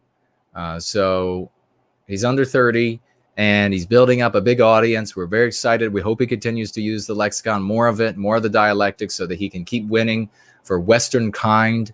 That's the next one we'd like to hear him using. And therefore, we all end up recapturing our destiny. And then everywhere can be Mayberry again. Wouldn't that be fantastic? Somebody sent me the clip, and I do not know. They just wanted to share it with me. Apparently, it's somebody who used to kind of make fun of me, and maybe still will. All right. Fit and healthy at any age says, I'm not a lady, but Jason is a beast of a man. Thank you very much. I never thought you were a lady, but I'm glad you're fit and healthy at any age. I hope we all can be. That's a great name. Summer Lee is here. Great to see you. Ehrlich, I think I mentioned you earlier, didn't I? 555 is here. Hello. Welcome, welcome. Austin is giving us flames. Flames of success. The flame that turns into the white rose. That's sort of a really poetic and beautiful image, isn't it? Like striking a match. Somebody's going to do this now. Somebody, maybe Groundhog Fury, striking a match on a matchbox, wooden match, one of the like real ones, you know what I mean? Striking a match, wooden match on a matchbox. The flame is ignited. It then grows and glows, and then changes from the flame into a red rose into a white rose. Wouldn't that be something? That sounds very poetic and lovely. All right. Let's keep moving along. If you remember, you have to tag me as no white guilt for me to see, for it to turn orange and for me to see your comment or question. No W guilt is with us. Great to see you. Male feelings, and we have them, don't we? All those ladies out there, they think they can just crush our feelings because you're a guy, and men are disposable. You just send them off to war to die. You just send them into the mines to die. You just send them to build the dams to die. And you never give them any thanks. You just run all over them. You build up, what was it called? The female arsenal of war, or female arsenal of combat, where they remember everything that you ever did that they found offensive or objectionable or hurtful. They remember every single instance. And then whenever they want to beat you down and dominate you, they bring it all out, don't they? That arsenal.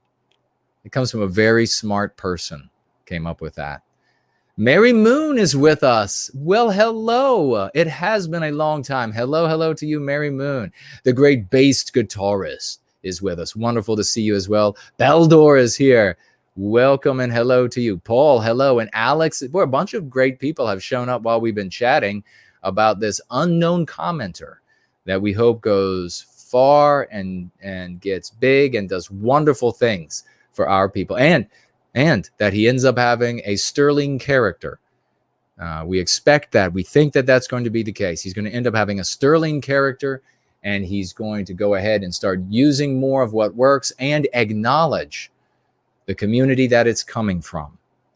That would be the right thing to do. Fit and healthy at any age. I approached my gym buddies today, and they were receptive to the term anti-white. They nodded and wanted to know more about our situation. Look at that, ladies and gentlemen. 1 day turnaround. Fit and healthy at any age asked yesterday on Going Free, what should I say to my gym buddies? They're Christian. How should I work in our Lexicon and Dialectics? You can go back yesterday and see exactly what I recommended. He went there and did it, and these individuals were receptive, and they wanted to know more about our situation. How many times have you tried other strategies, ladies and gentlemen, and run people off, make them think you're nuts? Or they just like kind of nodded. They're like, yeah, yeah. And then they never talk to you again. Oh, you all know that's happened many times. You all know that's happened many times. Let's use what works. God bless you for that testimonial. He fit and healthy. Let's get a round of applause for fit and healthy at any age. Received a suggestion and then immediately implemented it the very next day to start this week off gloriously. What a champion. Well done. All right, let's see. I thought I saw another tag from Bartleby is here. Great to see you, brother. And Nancy Drew, I think, is here. Hello to you, sweet lady. James is here. Yiz is saying something to me. Diversity means fewer whites, fewer males, and fewer Christians. There you go. Yiz is on. She is on. She is incandescent. Quote diversity now, and always put it in. Always put anti-white slurs in quotes, ladies and gentlemen, when you write them down. Now and as Yiz is doing. Now and has always meant the erasure of Western kind. God bless you. Exactly, sweet sister. Remember, we're all learning. We're all doing this together. It's like just think, before you go out into actual combat, you've got to go to boot camp, right? You've got to learn the jargon, much more than we have here. You've got to get into shape. You've got to get disciplined. You're going to make mistakes in boot camp, right? But over time, you learn how to properly do the things that you have to do to be able to engage in those activities that you need to engage in.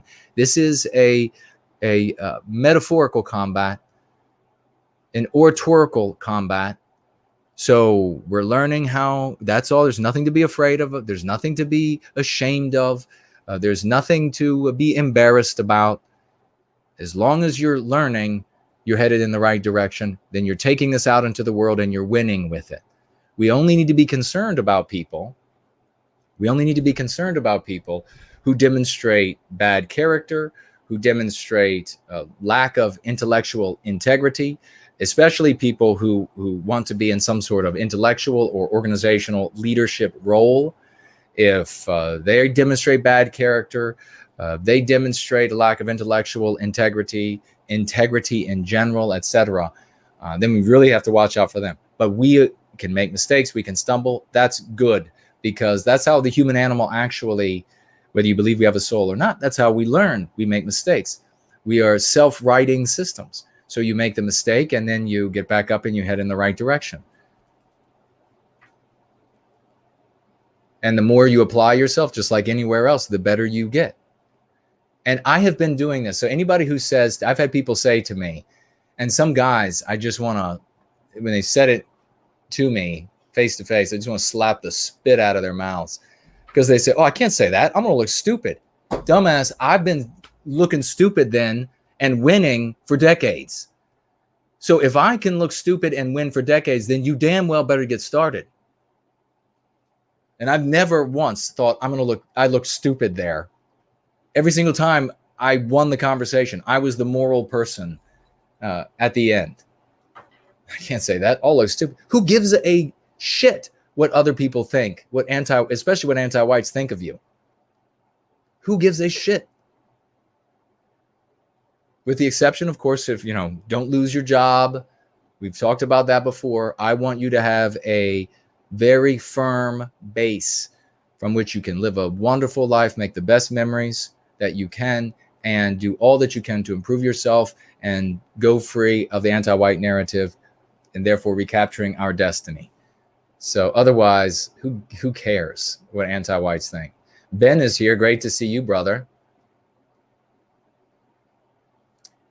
Did I see another one? This is why I'm on the No White Guilt channel. I want to harness this going free and channel it in this area, writes another Angry Hobo channel. Well, thank you very much. Yes, go free. Go free of the anti-white narrative. There's nothing weird about it. There's nothing invisible about it, right? It's all tangible. We don't use. There's nothing. There's no like turgid language in there. There's nothing mysterious. There's nothing esoteric. It's all, everything is tangible and real. The thing you're going free from is all around you.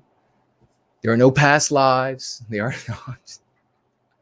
Yes, the eunuch says, white well-being with beautiful white hearts. God bless you for that. Zoe is here. Welcome. Hello to you. Daniel says, I have no white guilt. Amen. Yeah, use the slogan, no white guilt. And when you go out and you're going to put up a sticker, you're going to look at what this person did. Look, we celebrated this person and we're going to keep celebrating them forever and ever. Somebody went out and had a sticker made that said, and I told people, use the slogan, no white guilt. And then if you want to really be smart, add .org so that folks can end up coming to my website where they will see a very sleek and inviting environment where they can then find us, learn more about going free, where they can be empowered. Someone had this made on their own. And I also said, you don't include other things because I don't know what, other groups or channels there. Most people are not using the Lexicon and Dialectics. They're stuck in some antiquated or even deleterious way.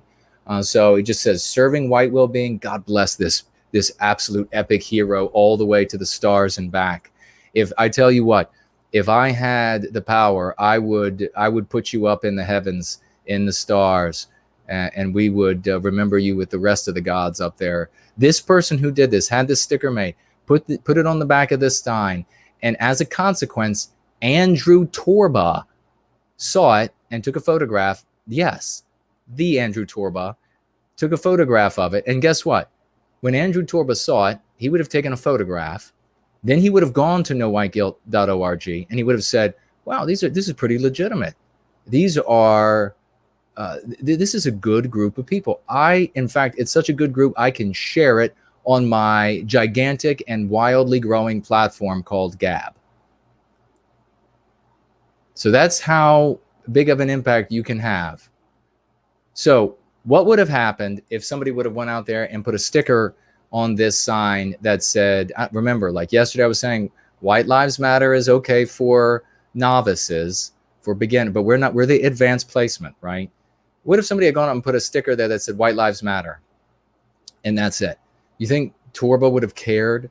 You think it would have, and if he did take a photograph of it and then post it on his platform, what good would it have done all of the viewers?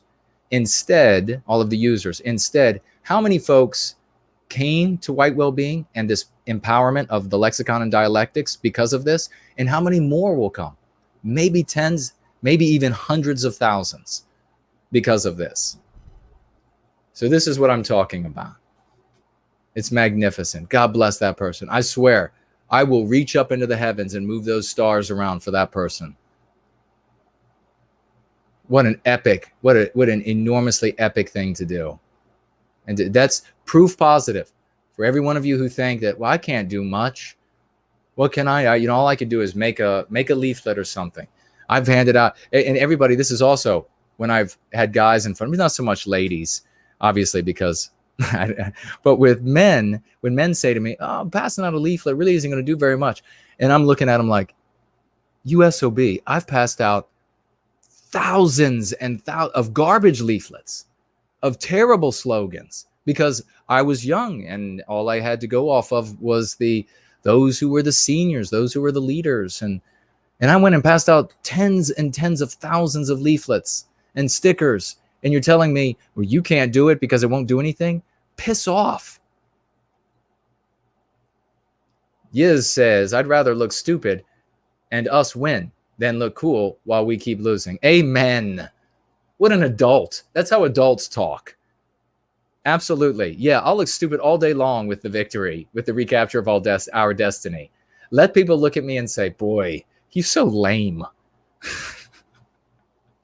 They already say that anyhow. So what? Some of these communities out there, he's not edgy enough. He's not just snarky. He's not just snarky all the time. So what's the use then? So lame. All right, what do we have here? Jay Link says used to pass out Ron Paul leaflets. So brother, I've passed out so many that were garbage. Now's the time to get things. You have something that works. I would have given anything. I made lots of suggestions. You have no idea how many emails I sent to these people saying, I don't think this should be like this or this should be like that.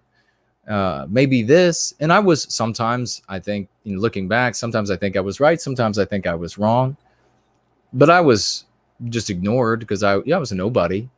I guess I'm still a nobody, but I'm a nobody with a bunch of heroes, and we have Lexicon and Dialectics that work, that are saving lives, that are transforming lives. You just watched yesterday's Going Free, the very beginning of it, testimonial from Masumi Rabbit. We have testimonials pouring in all week long, changing lives for the better. Ben says, no white guilt, love it.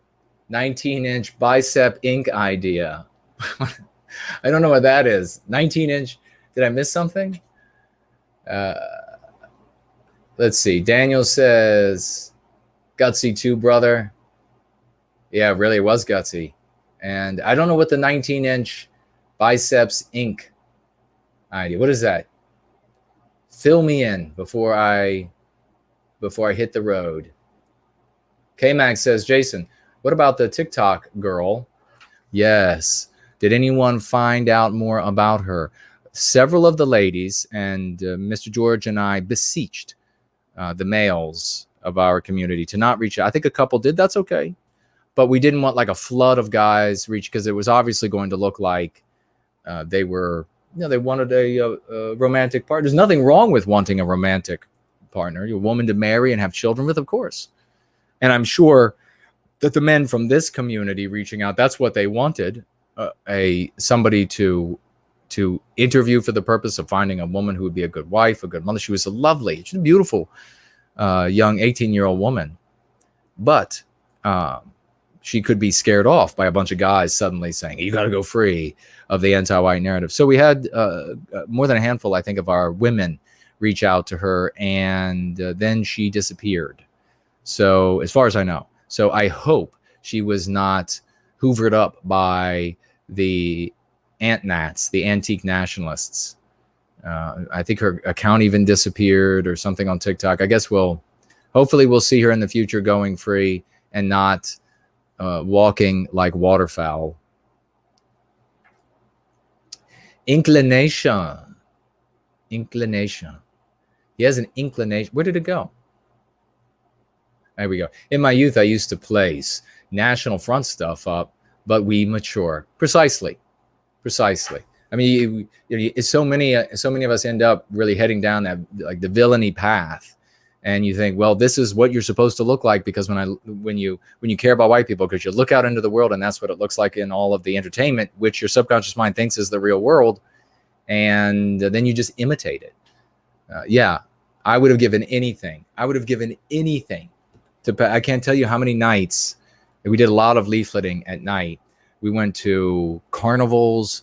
We pinned leaflets up at banks, at grocery stores. We just walk in, put a little, and then walk away for however long it would last, and all over the place. And there were so many times when I thought to myself, I was looking at the leaflets and thinking, this isn't going to do anything. God, I wish I had something that could really leave a mark with the person I was leaving this message with. Now we do. Now we have it, and we can make the changes in the world. Hey, there's Tall Kevin. Great to see you, brother. Another tremendous champion in service to white well-being. Frank is here. Great to see you. Montana Kid says, how do we feel about, I won't say that word because the ear is against the door. And welcome to Going Free. What we do here is totally different than everything you have ever come across before. This is transformative for you. As Going Free of the anti-white narrative will be transformative for you physically, mentally, and spiritually. Life-changing. Your life will improve immeasurably, as so many others have, and shared their great testimonials. By your life improving, you are at the same time, if you're following the exercises, spreading the curative contagion of going free to our brothers and sisters in the world, thereby changing the conversation in which all of laws are passed, ideas have to filter through everything. We change the ideas, the concepts. We control our own story rather than being in the story of the anti-whites where we can never win. So I'm going to ask you, at least for the time being, and everyone else who's new, to just take everything that you've gathered up to this point, if you're brand new to going free, and just set it aside for a month or 2 months. Investigate going free. Investigate this practice. It's a practice. We're not a organization or a group that can be disbanded or sued out of existence or anything like that. It is a practice. Investigate this. Everything that you already believe and have learned, it's still going to be there if you want to return to it. So the idea of a state that is ethno, and this German word that you're using, if you decide, well, I really don't like the going free thing, you decide that it's just not going to work or whatever it is, it'll still be there when you go back to it. You'll still be able to go back to it. We absolutely do not advocate for something that is infinitely premature, and that is a particular town or a particular region or a particular whatever it might be, because it is childish. It cannot be done. There's no way in our context in which we actually live to get there. No way whatsoever. I have argued and debated every single point, and I have humiliated folks, regrettably, on it.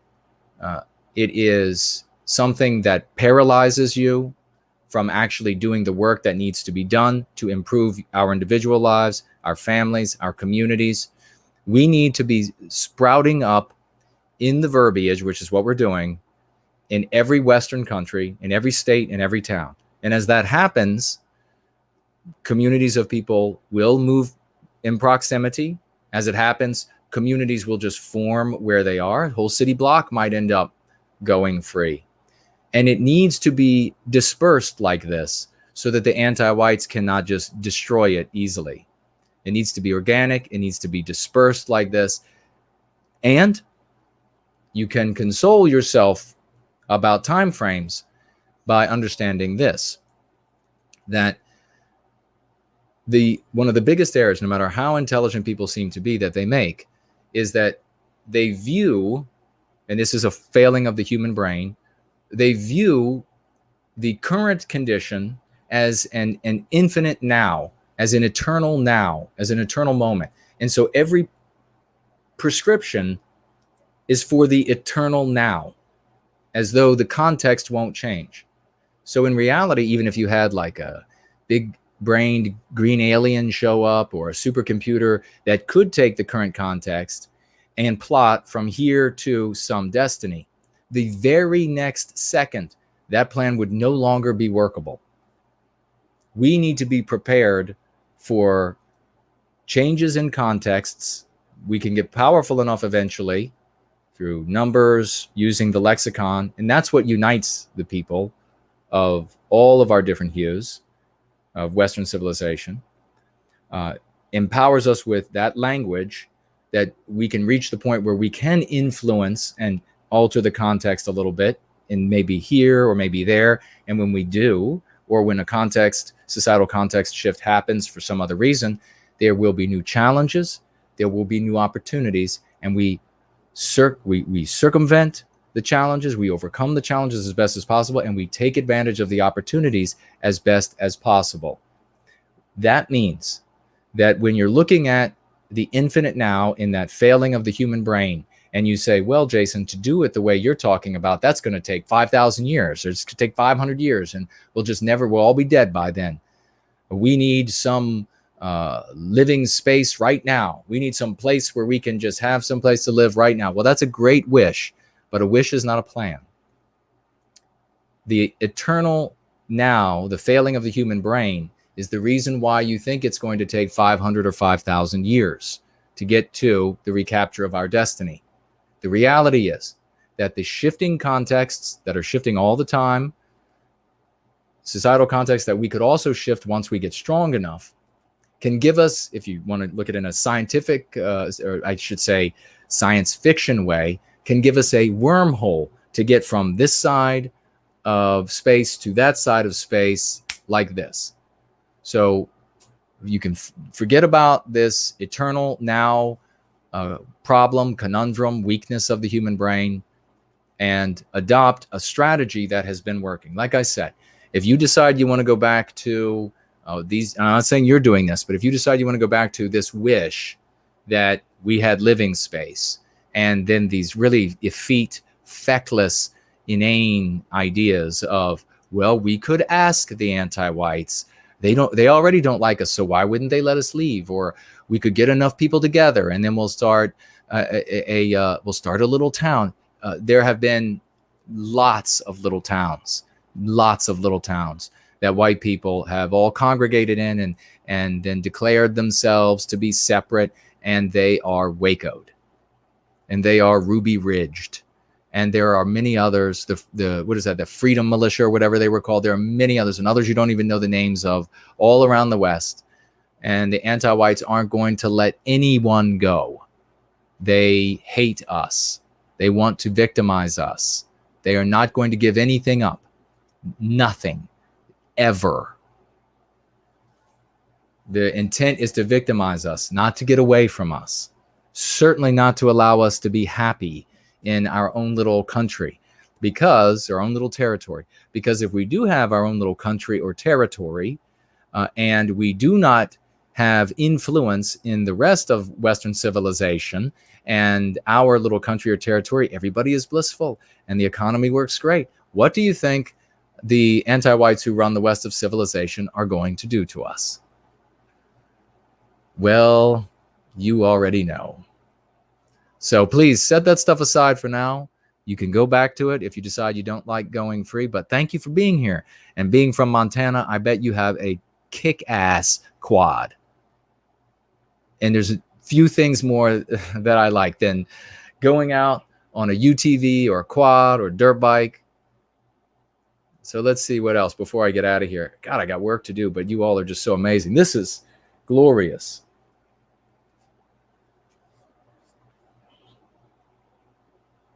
Where did we go? All right. You know who else is lame and uncool? Great dads, devoted preachers, and pillars of morality. Kip, keep it Promethean. Indeed, sister, Kip. That's right. Kip indeed. Always, yeah. Wonderful fathers, pillars of Western kind, of our communities, devoted preachers, absolutely. Pillars of morality, always called lame by the anti-whites. And then through the media, they get the youth, they get our young thinking it's lame too. And then they look at somebody like me. And I was talking about this with somebody the other night, and it's this adventitious information coming to me, like this adventitious audio that we got. And I was wondering, I was like, how is it? I mean, I'm a law-abiding, I'm a tax-paying, I mean, a lot of things that I think, whatever you think of me, a lot of things I think that I'm wondering, how is it that I only attract the best? How is it that I only attract it? Why don't I have far more? And it is because so many of them are taught that, well, you know, our youth growing up, anything that isn't snarky and sarcastic and flippant and etc., well, then that's all just lame. That's lame. You mean your dad is there for dinner? How lame of you. You mean you eat at the dinner table? How lame. How lame. You eat with your parents at the dinner? You're not gaming? What are you? Some kind of, what do they call them? What do teenagers call you now? If you are, you have to eat with your parents, or your parents actually sit you down and say, this is what's going on in the world. Come away from the gaming console. All right. It says, I like handing people a flyer in person and saying, no white guilt, brother, and you are loved, sister. That's beautiful. Yeah. Yes. That is fantastic. Yeah, we talked about that. She's been around serving White Wellbeing for a while. She's a chick, but she's soaring, rocketing in her technique, her ability, her delivery. And we talked about that. We had somebody, do you remember that, Yiz? Were you there? Where we had somebody say, well, what should I say? Who was that? Irish Ice said, what should I say when I give them, when I hand the flyer out? And that's there. I think somebody actually cut that chunk out too and made a little video out of it. I was saying, I love you, sister. I love you. And here you are. No white guilt, brother. You are loved, sister. That's fantastic. Yeah, you want to be the message. Tall Kevin has taken off. I'm rolling out here in just a moment too. Pants is with us. I think I mentioned you earlier. Masumi Rabbit is here. Great to see you, brother. I got to sneeze. Nobody wants to see that. Ian says, we must be willing to plant trees whose shade we will never sit in. That's a beautiful metaphor, brother. Thank you. That's absolutely right. That's like the Cologne Cathedral I was talking about yesterday. There are epics written about such people. Remember that. Fairy tales, legends are written. You know, they write stories about the people who do such things. Lay the first stone, plant that seed. Vox, hello, is with us. And why not write yourself into our story as one of those heroes rather than being one of the villains, one of the snarky, sarcastic villains in the anti-white narrative? Why not be a hero in ours? Shine as bright as the rising sun. And Montana Kid says, thank you. You're most welcome, brother. Jay Link says, I wish I had quads. I wish quads were street legal. Whoa, that would be, I don't know, with traffic. Well, in Northern Virginia, yeah, you wouldn't want to do it. But out in other places, sure. This has been riding for a long time. Moto, never been on a quad. Would be good for winter. Yeah, although no. How do you get through the snow? I mean, I've only ever ridden on the back of a snowmobile. Have I ever told you all that story? I always wanted to drive one. Does Montana Kid have one? I always wanted to drive a snowmobile. And there was a guy, it was here in Virginia, and there had been this hellish snow. It was like 2 feet deep. We tried to take the quads out, and my friend said, I didn't own them. They belonged to a friend and on his grandfather's property. And I wouldn't go. It was too deep. And then there was I guess he was a neighbor. I don't even know who he was. Pretty much if a guy, it's like for a young boy, it's forget about candy. Pull up on a snowmobile or something. And the kid's just like forgets all of the rules that parents have given them. Yeah, where can I go ride the snowmobile? So we didn't even bother. It's like, sure, we'll get on the back. And he took us off. He was roaring. It was, I don't know how often you get to use a snowmobile in Virginia. Not often. But the best part, the scariest part and the best part was, well, I guess first of all, it slid along the snow, kind of like a jet ski on water. That was really cool. But we came up to, there was a very thin tree line that in the middle of it, there was a creek.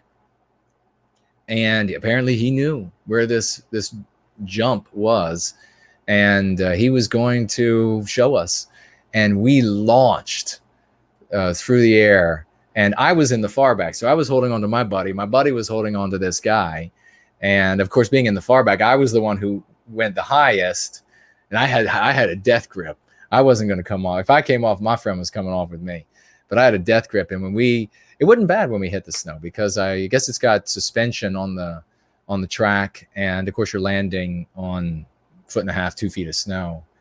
But we really flew through the air, and the skis hit, I remember, like branches as we shot through. It was really something. One of these days, I'll tear it up. All right, what do we have here before I go? Little Red says, what a treat to have the gathering yesterday and this wonderful roll-in stream today. Thank you.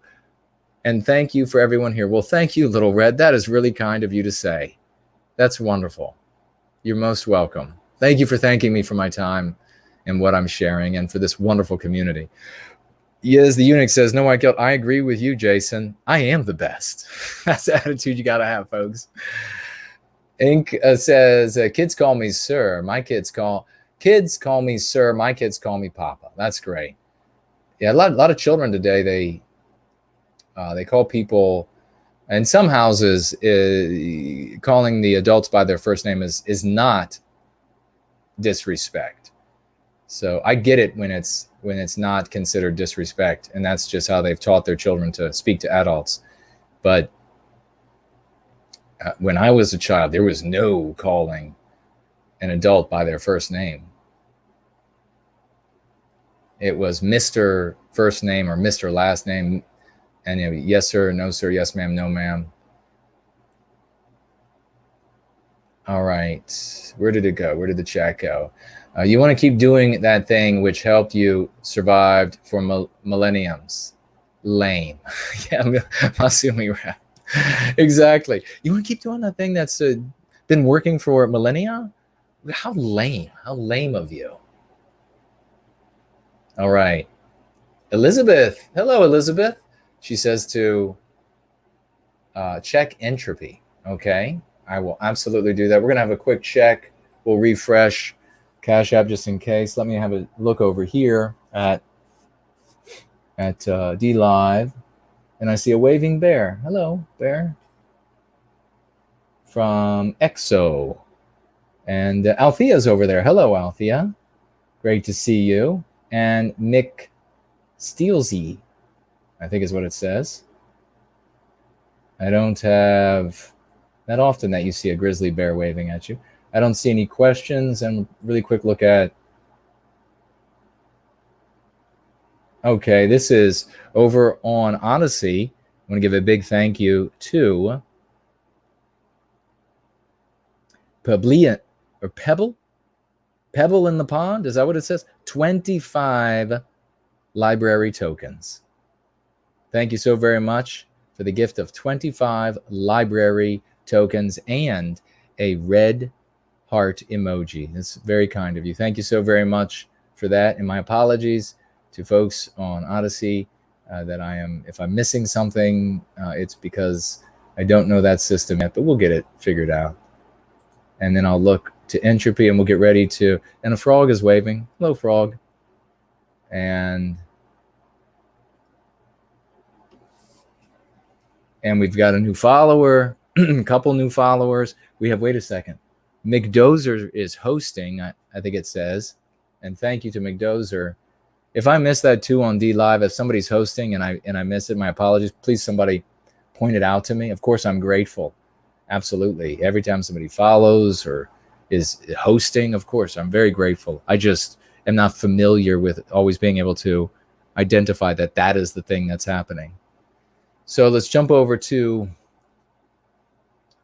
entropy. And we got the great Sloths with us, ladies and gentlemen. $3 financial gift. How do you handle the, quote, they are conspiring to divide you by attacking you? Hans suggested nicely, quote, there wouldn't be hush crimes if they were trying to divide us. Okay, so let me try to see what your... Could you jump, Sloths, could you jump into the question widget and give me a little bit more of the context for this? How do you handle they're conspiring? So they, I guess, are the anti-whites, or the people who would be saying this. The they is not named. They're globalists riding atop the world. And then you know what happens if you say globalist long enough? You begin to look like a globe, like a Mr. Alex the Fat Jones. That's what ends up happening to you. You don't want to do that. So they're conspiring to divide you by attacking you.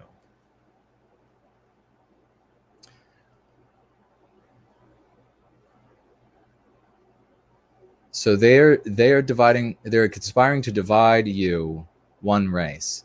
So, divide us up by races instead of it being a species. We are the human species. The anti-white slur, it's an anti-white slur, is human race. Never say that. Or if you got to write it, it's human race. There is no human race. There is a human species.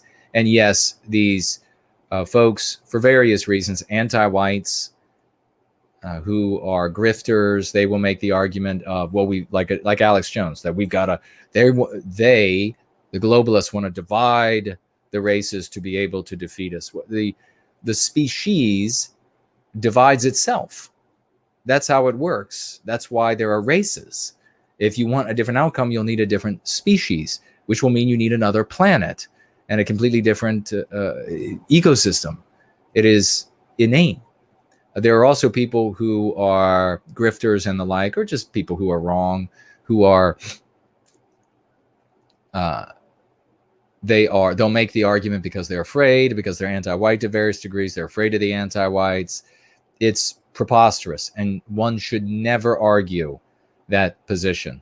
Everyone of every immutable characteristic should come together to put a stop to anti-whiteism. That is what is destroying Western civilization. If we're going to save it, it's going to be because good people of all races come together as races, belonging to different groups, to put a stop to anti-whiteism. This is just they're conspiring to divide you from one race or one species, and you end up with these really awkward and handicapped constructions that they're anti-human. I mean, that is one of the dumbest things I've ever heard. And I know Alex the Fat has said it many times, and other people have said it too. They're anti-human. I mean, I feel like I'm whisked back to maybe like 6 years old, and my buddies and I are playing war, and we're trying to decide who we're playing war against. And then one of the guys says, let's be against the anti-humans. And then the rest of us say, you are an idiot. That sounds dumb. So this suggestion, though, is that there wouldn't be hush crimes. Yeah, we could go down a whole, that's a great suggestion, Slots. And that we can go down a whole slew of the identifying how anti-whiteism, and immediately when you start calling it anti-whiteism, and how it victimizes white people, and how non-white people are only ever victimized as collateral damage. They're never the target. For example, Christianity would be pushed everywhere if it wasn't still considered the white man's religion. Nothing non-white is destroyed, is attacked in the way that everything white is white erased and attacked. I mean, it's very easy to knock that down, but go at it like piranha with those people. And I know you are one of our best, brother. Thank you. The Duke of Bedford. The Duke of Bedford has financially gifted $3. Thank you so much, Duke. Next time you're in England, you must visit my stately home, Woodburn Abbey in Bedfordshire. My pronouns are Your Grace, His Grace, by the way. Wouldn't that be something? Wouldn't that be something if if that sounds like if I bet you, if I look that up, that is some like colossal mansion, is it not? Maybe even a castle. So many lovely, oh my gosh. Yeah. Woo. That is stunning. If someone who lived in that place was watching right now, wouldn't that be something? Yes, I will visit. And I will happily visit, and we can have a nice long conversation about how we save Western kind. And then your home ends up being one of those places that people come to visit because they remember you as one of those pivotal figures in the recapture of the destiny of Western kind. That's glorious. Thank you, Duke of Bedford. If you are the Duke of Bedford, you'll definitely be able to find a way to get in touch with me. Probably somebody knocking on the door tomorrow, I would imagine. Hi there, with $5. Writes, and hello back to you. Hi there. Can you please come up with a term for when people take something anti-white and do backflips to make the, quote, real victims non-whites?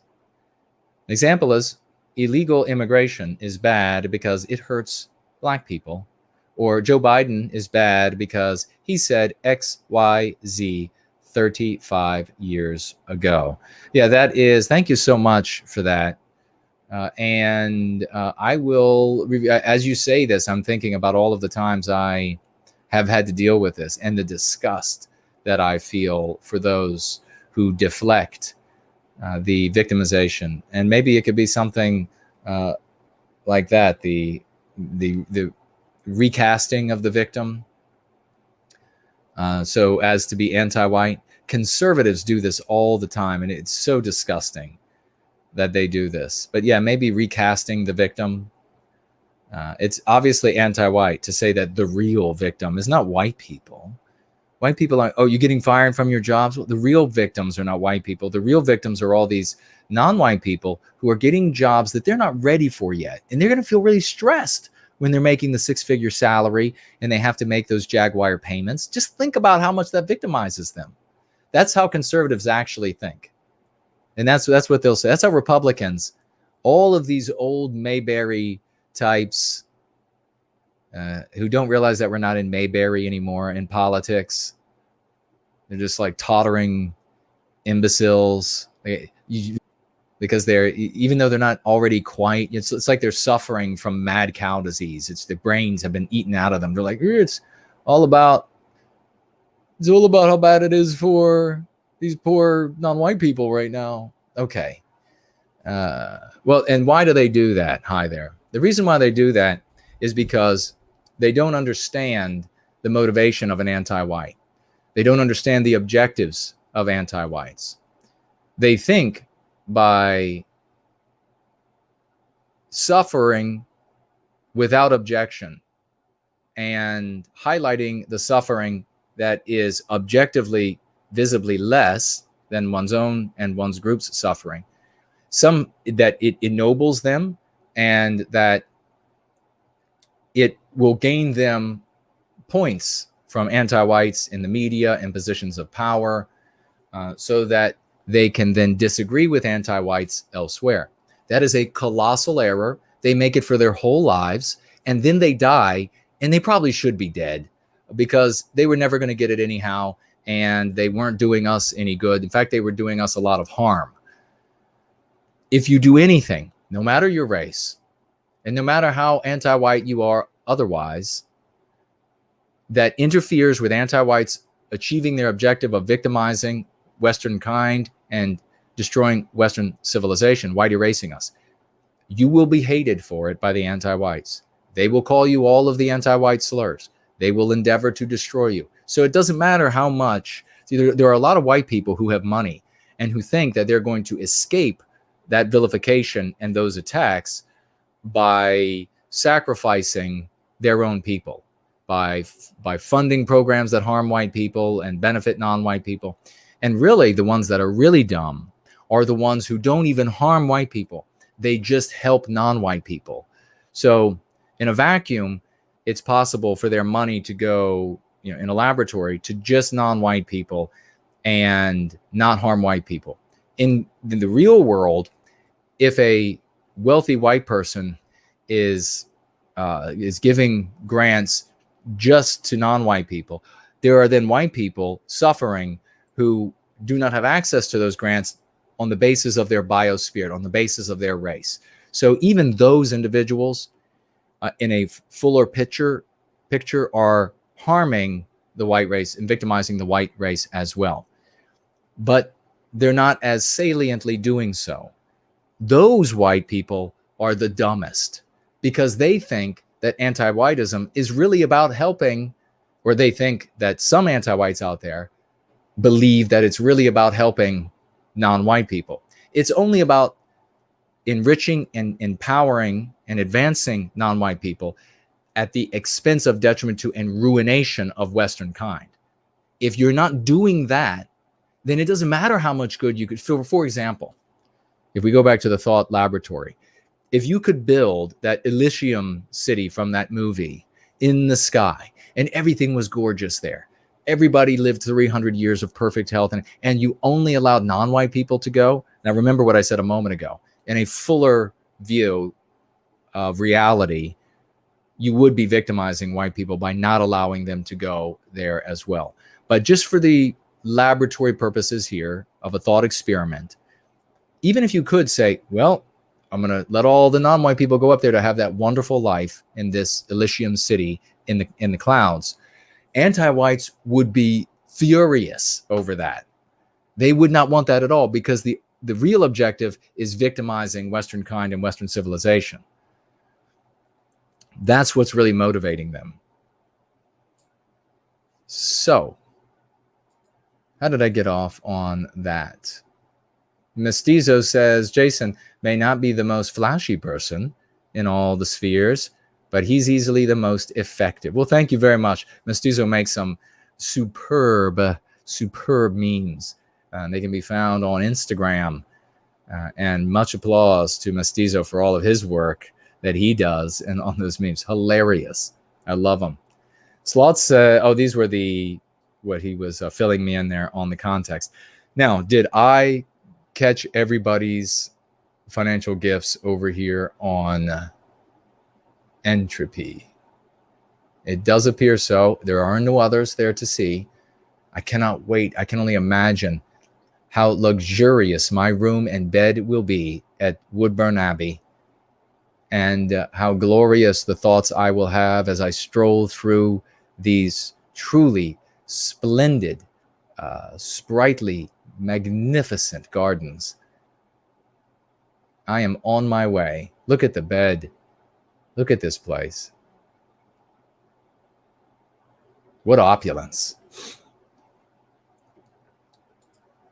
All right, I think that's it over here. And let me turn back around, make sure we are good here, and then we will be getting out of here, folks. Good night to all.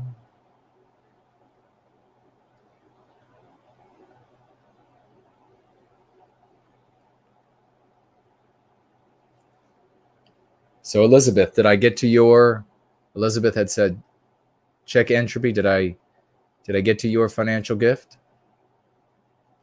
Montana Kid says, crypto link is down. Before I get out of here, do you mean the tab for financially gifting is down on my website? Or do you mean a specific link for a specific cryptocurrency is no longer working for some reason? If it is one of the cryptocurrencies, please let me know which one is not working, because I will obviously attend to that. And I don't know, why would a link to a wallet stop working? That's interesting. Does anybody know? I don't know. Maybe we can crowdsource that, or somebody can reach out to me.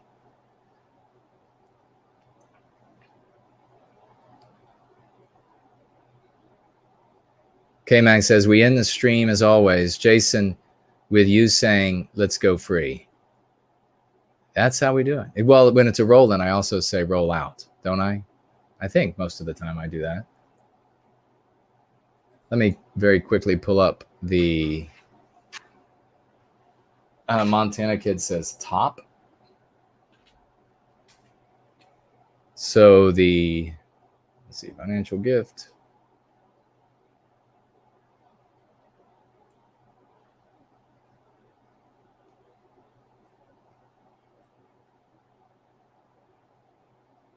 So, one second, folks. What is this? Indiana Attorney General blasted critical race theory, saying, quote, it's the exact opposite of what MLK taught us. Oh, for God's sake. You see, exactly. Naderific is here. Great to see you, brother. Yeah, exactly. How disgusting. What a pathetic puke. What a dickless wonder that guy is. Todd, MLK didn't teach you to endorse critical race theory, Todd.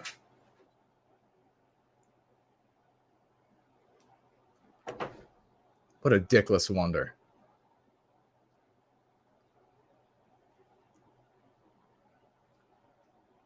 All right, so it was, do you mean the top cryptocurrency? The one at the very top? Is that what you're saying, brother? Can you just see Todd right now? The Attorney General. I'm Todd, the Attorney General. No, he wouldn't talk like that, would he? He'd probably have a voice like this. Because he's got no balls. He gets down on his knees, opens his mouth nice and wide for MLK, and tells us that MLK did not teach us to be critical race theorists. That shows you how wrong you go when you live inside the anti-white narrative. Conservatives are so contemptuous. They think they're going to, it's a perfect example. If I just quote their new God, then of anti-whiteism, if I just quote him, then I'll have some points. They'll leave me alone. I can disagree with them somewhere.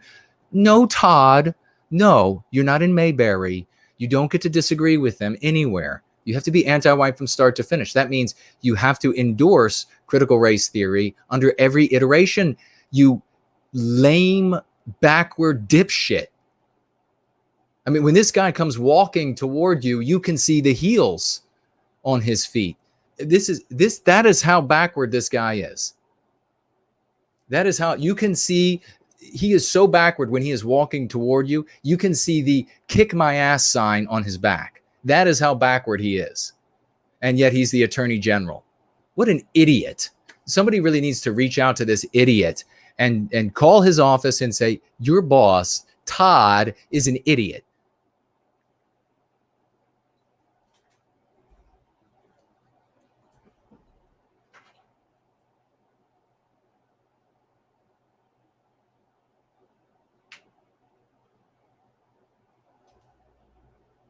Yeah, flush. That's right.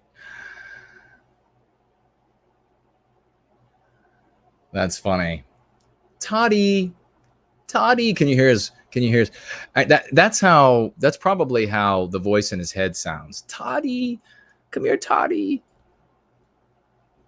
Toddy, what are you going to do? Can you imagine? I got to go. But this is so ridiculous. This is a colorful language warning. This is so ridiculous. Can you imagine the incandescent light bulbs sitting around the table in the AG's office, strategizing? All right, listen, I've assembled my top team here. Here's the chief of staff, and here are the others that I pay six figures. The city pays, the taxpayers pay six figures to, and I'm as Toddy making six figures or over six figures. And we're going to strategize. What do you think we should say? The brightest people are here. Our Jaguars and Audis and Mercedes are outside. The $1.5 million home is 45 minutes outside of the city. And I'm in a $700 suit. What should we do about critical race theory? Thoughts? I know what we do, Toddy. We tell them that we worship MLK and that he wouldn't want this. What state was that? Indiana. They're all white. Can you imagine how lame this is? Talk about Mayberry. Well, gosh darn. We just love that MLK. We just love him. He wouldn't like this. He would say, no, no, no. Even though Toddy's voice, even though it sounds like that in his head, Toddy, when he's like his big victories, when he's thinking about his big victories, he's like, Toddy did it. Toddy won. But his wife talks like this. Get your ass in here, Todd. You know. You know what's coming, Todd. And you know how he responds. Yes, sir.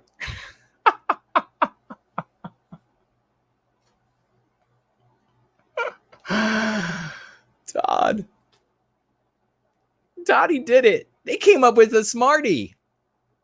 That's going to get them. What a hoot.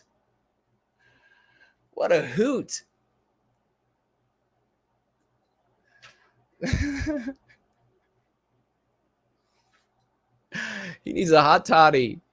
Knows nothing about toddy that's hot. That's the real thing. It seems like it is, but nothing is hot about toddy. When toddy undresses, it's like the Ken doll from the waist down. Indiana. MLK wouldn't want this. Darty.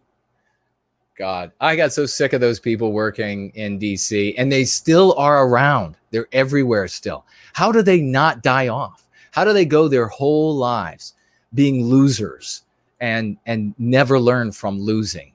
How do they do it? They have a brain virus that is anti-whiteism. Sabata is here. Great to see you. Burn Man is here. Corporate Shill writes, Toddy's wife's boyfriend bought him the works of W.E.B. Du Bois for their anniversary. Of course he did. Of course she's got several boyfriends. She's probably like, Toddy, I'm going out tonight with Jerome. Yes, sir. So, you know what you should do? Somebody should do this.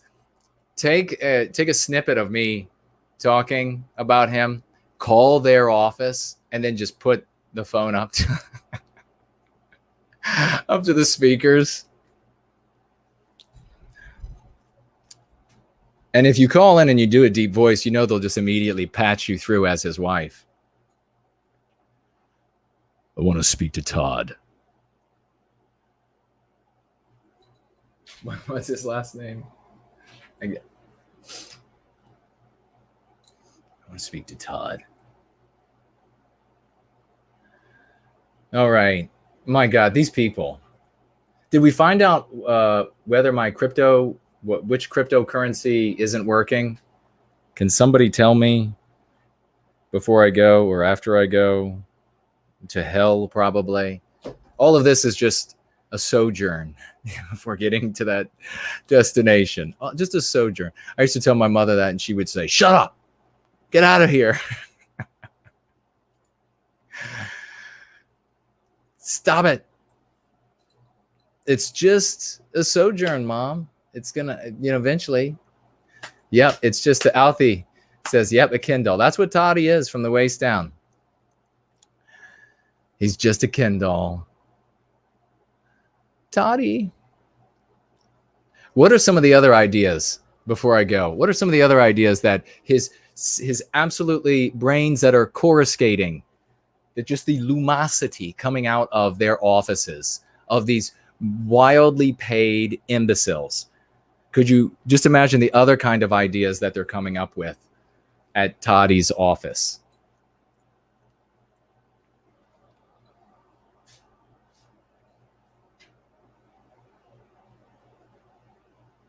Alex says, the abstractionists are just as despicable as the more vicious anti-whites. Absolutely. Absolutely.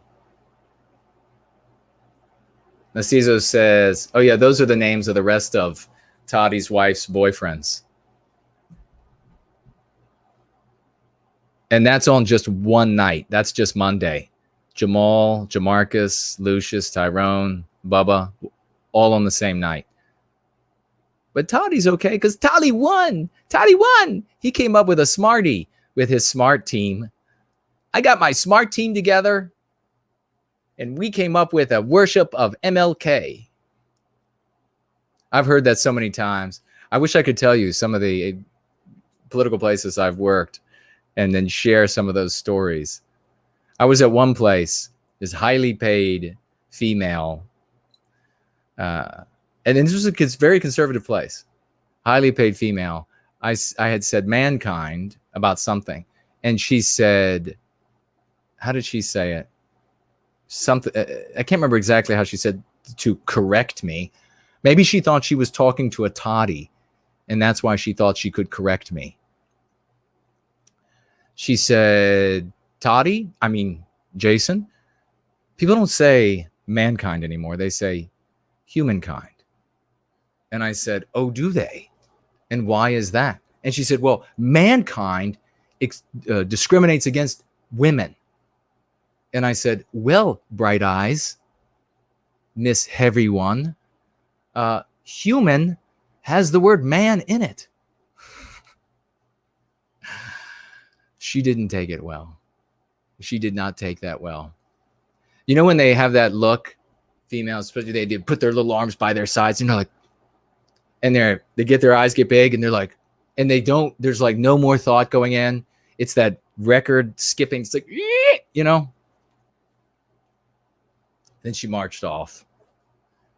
And then everybody at the table, they did the like obligatory, like, oh, you've made a woman angry. And I was like, you all can piss off. I don't give a shit. You all can just piss right off. Yeah, I made her angry. I'll make her angry again.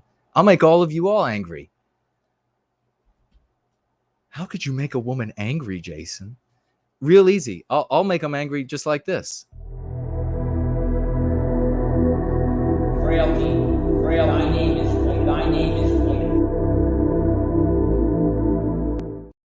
A little bit of Shakespeare to insult. Big and Chunky is with us. White Rider, great to see you. Says, is this one of Todd's best ideas? Just imagine quality of the ideas that never make it out of his office. Yes, precisely. Imagine the quality of the ideas that aren't so profound that they don't reach the public.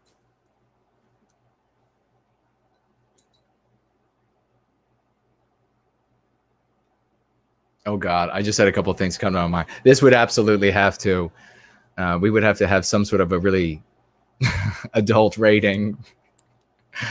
Some of the things that just went through my mind.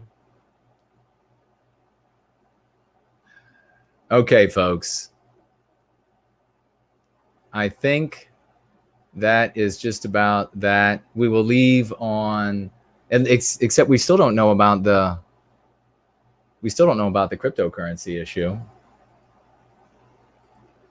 I mean, I really enjoy laughing at Toddy. If somebody calls, please, and plays my audio, please record the conversation so that we can potentially share it. You can put it on speakerphone. The woman picks up the phone and Toddy's office. And then you just start playing cut some of this out to play. See what she says. You can ask Todd. No, I can't say that. Or should I? No, I can't say that. Oh, God. All right. Looks like we are. Oh, I didn't mean to do that. Son of a gun. C'est la vie.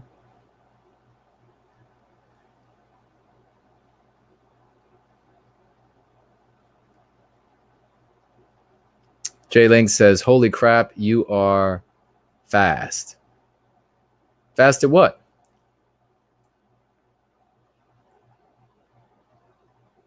I was a very fast runner.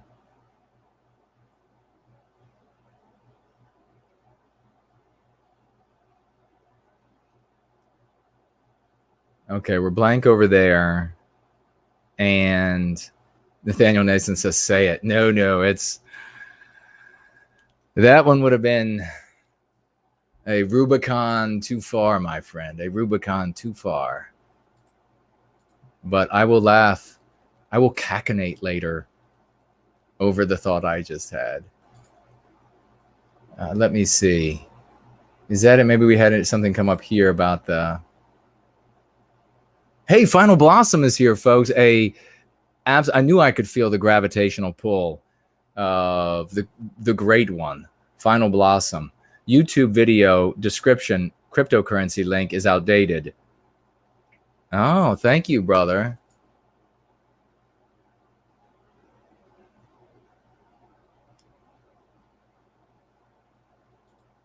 All right.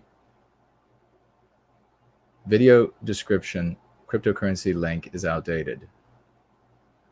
Okay. Well, I guess that means I got to get a new link for it then, right? Oh, wait a sec. So not on my website, but on YouTube. Oh, the description on YouTube. Is that it?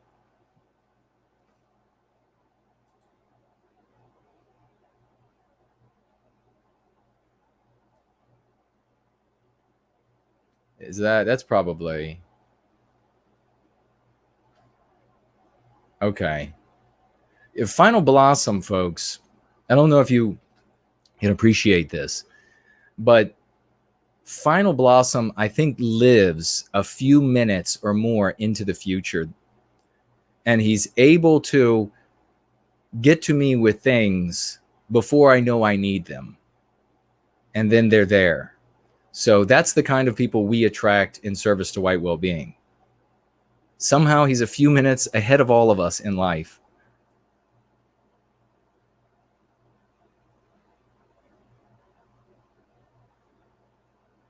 Okay. I thought something was going weird over there. I thought maybe Toddy had shown up and he was going to tell us how we can have our way. We can object to the demonization, victimization of white children by just getting on our knees for MLK. He's going to get himself some big points. Is Toddy going to go out and he's going to be like, I want my points. I want my points. Now I can oppose critical. And then how does Toddy not learn? I'm sorry. How does Toddy not learn that this doesn't work when every time he tries, it doesn't work? How does he and this brilliant staff, these all, and you know very well, when they walk along, they parade. Oh, they are snooty SOBs. I can guarantee you that. If you're swinging a hammer, or you're an accountant, or you're making lattes, or you are a mechanic, or you have a regular job in the world, you actually work for a living, these people will walk by you with their nose all the way up in the air. Because why? Because Toddy's so smart. So just know that. While he sleeps on the couch and his wife has several of her boyfriends over in the bedroom, and he cries himself to sleep thinking about fantasies with MLK and Rosa Parks and who knows who else. Just remember that when you are swinging the hammer or turning the wrench or whatever it might be that you do working for a living, Toddy is the smart one. And all of those around him.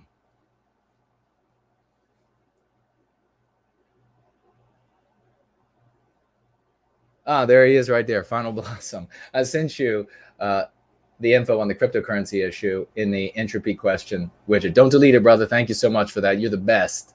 Love you. Big salute to you. Little Red says, good night and thank you for the nightcap and much laughter. You're most welcome. We'll have to have some more and more laughs in the future. That human has the word man in. Yes. I wish you could have seen her face. She boiled. Frailty, thy name is woman. She boiled. And the fact that I just insulted her with Shakespeare, oh God, she is absolutely engulfed in flames of female rage, which means that she will probably go home and fantasize about me. That's how the world works. I don't know why it's exactly like that, but that is how it works. Ladies and gentlemen, it's been a marvelous Go Free. We'll talk again. I'll be back obviously on Wednesday, and we'll have a Let's see. We'll have a tap later in the week. It's going to be fantastic. We're growing bigger, longer, thicker, and stronger every day. Unlike Toddy. Roll out.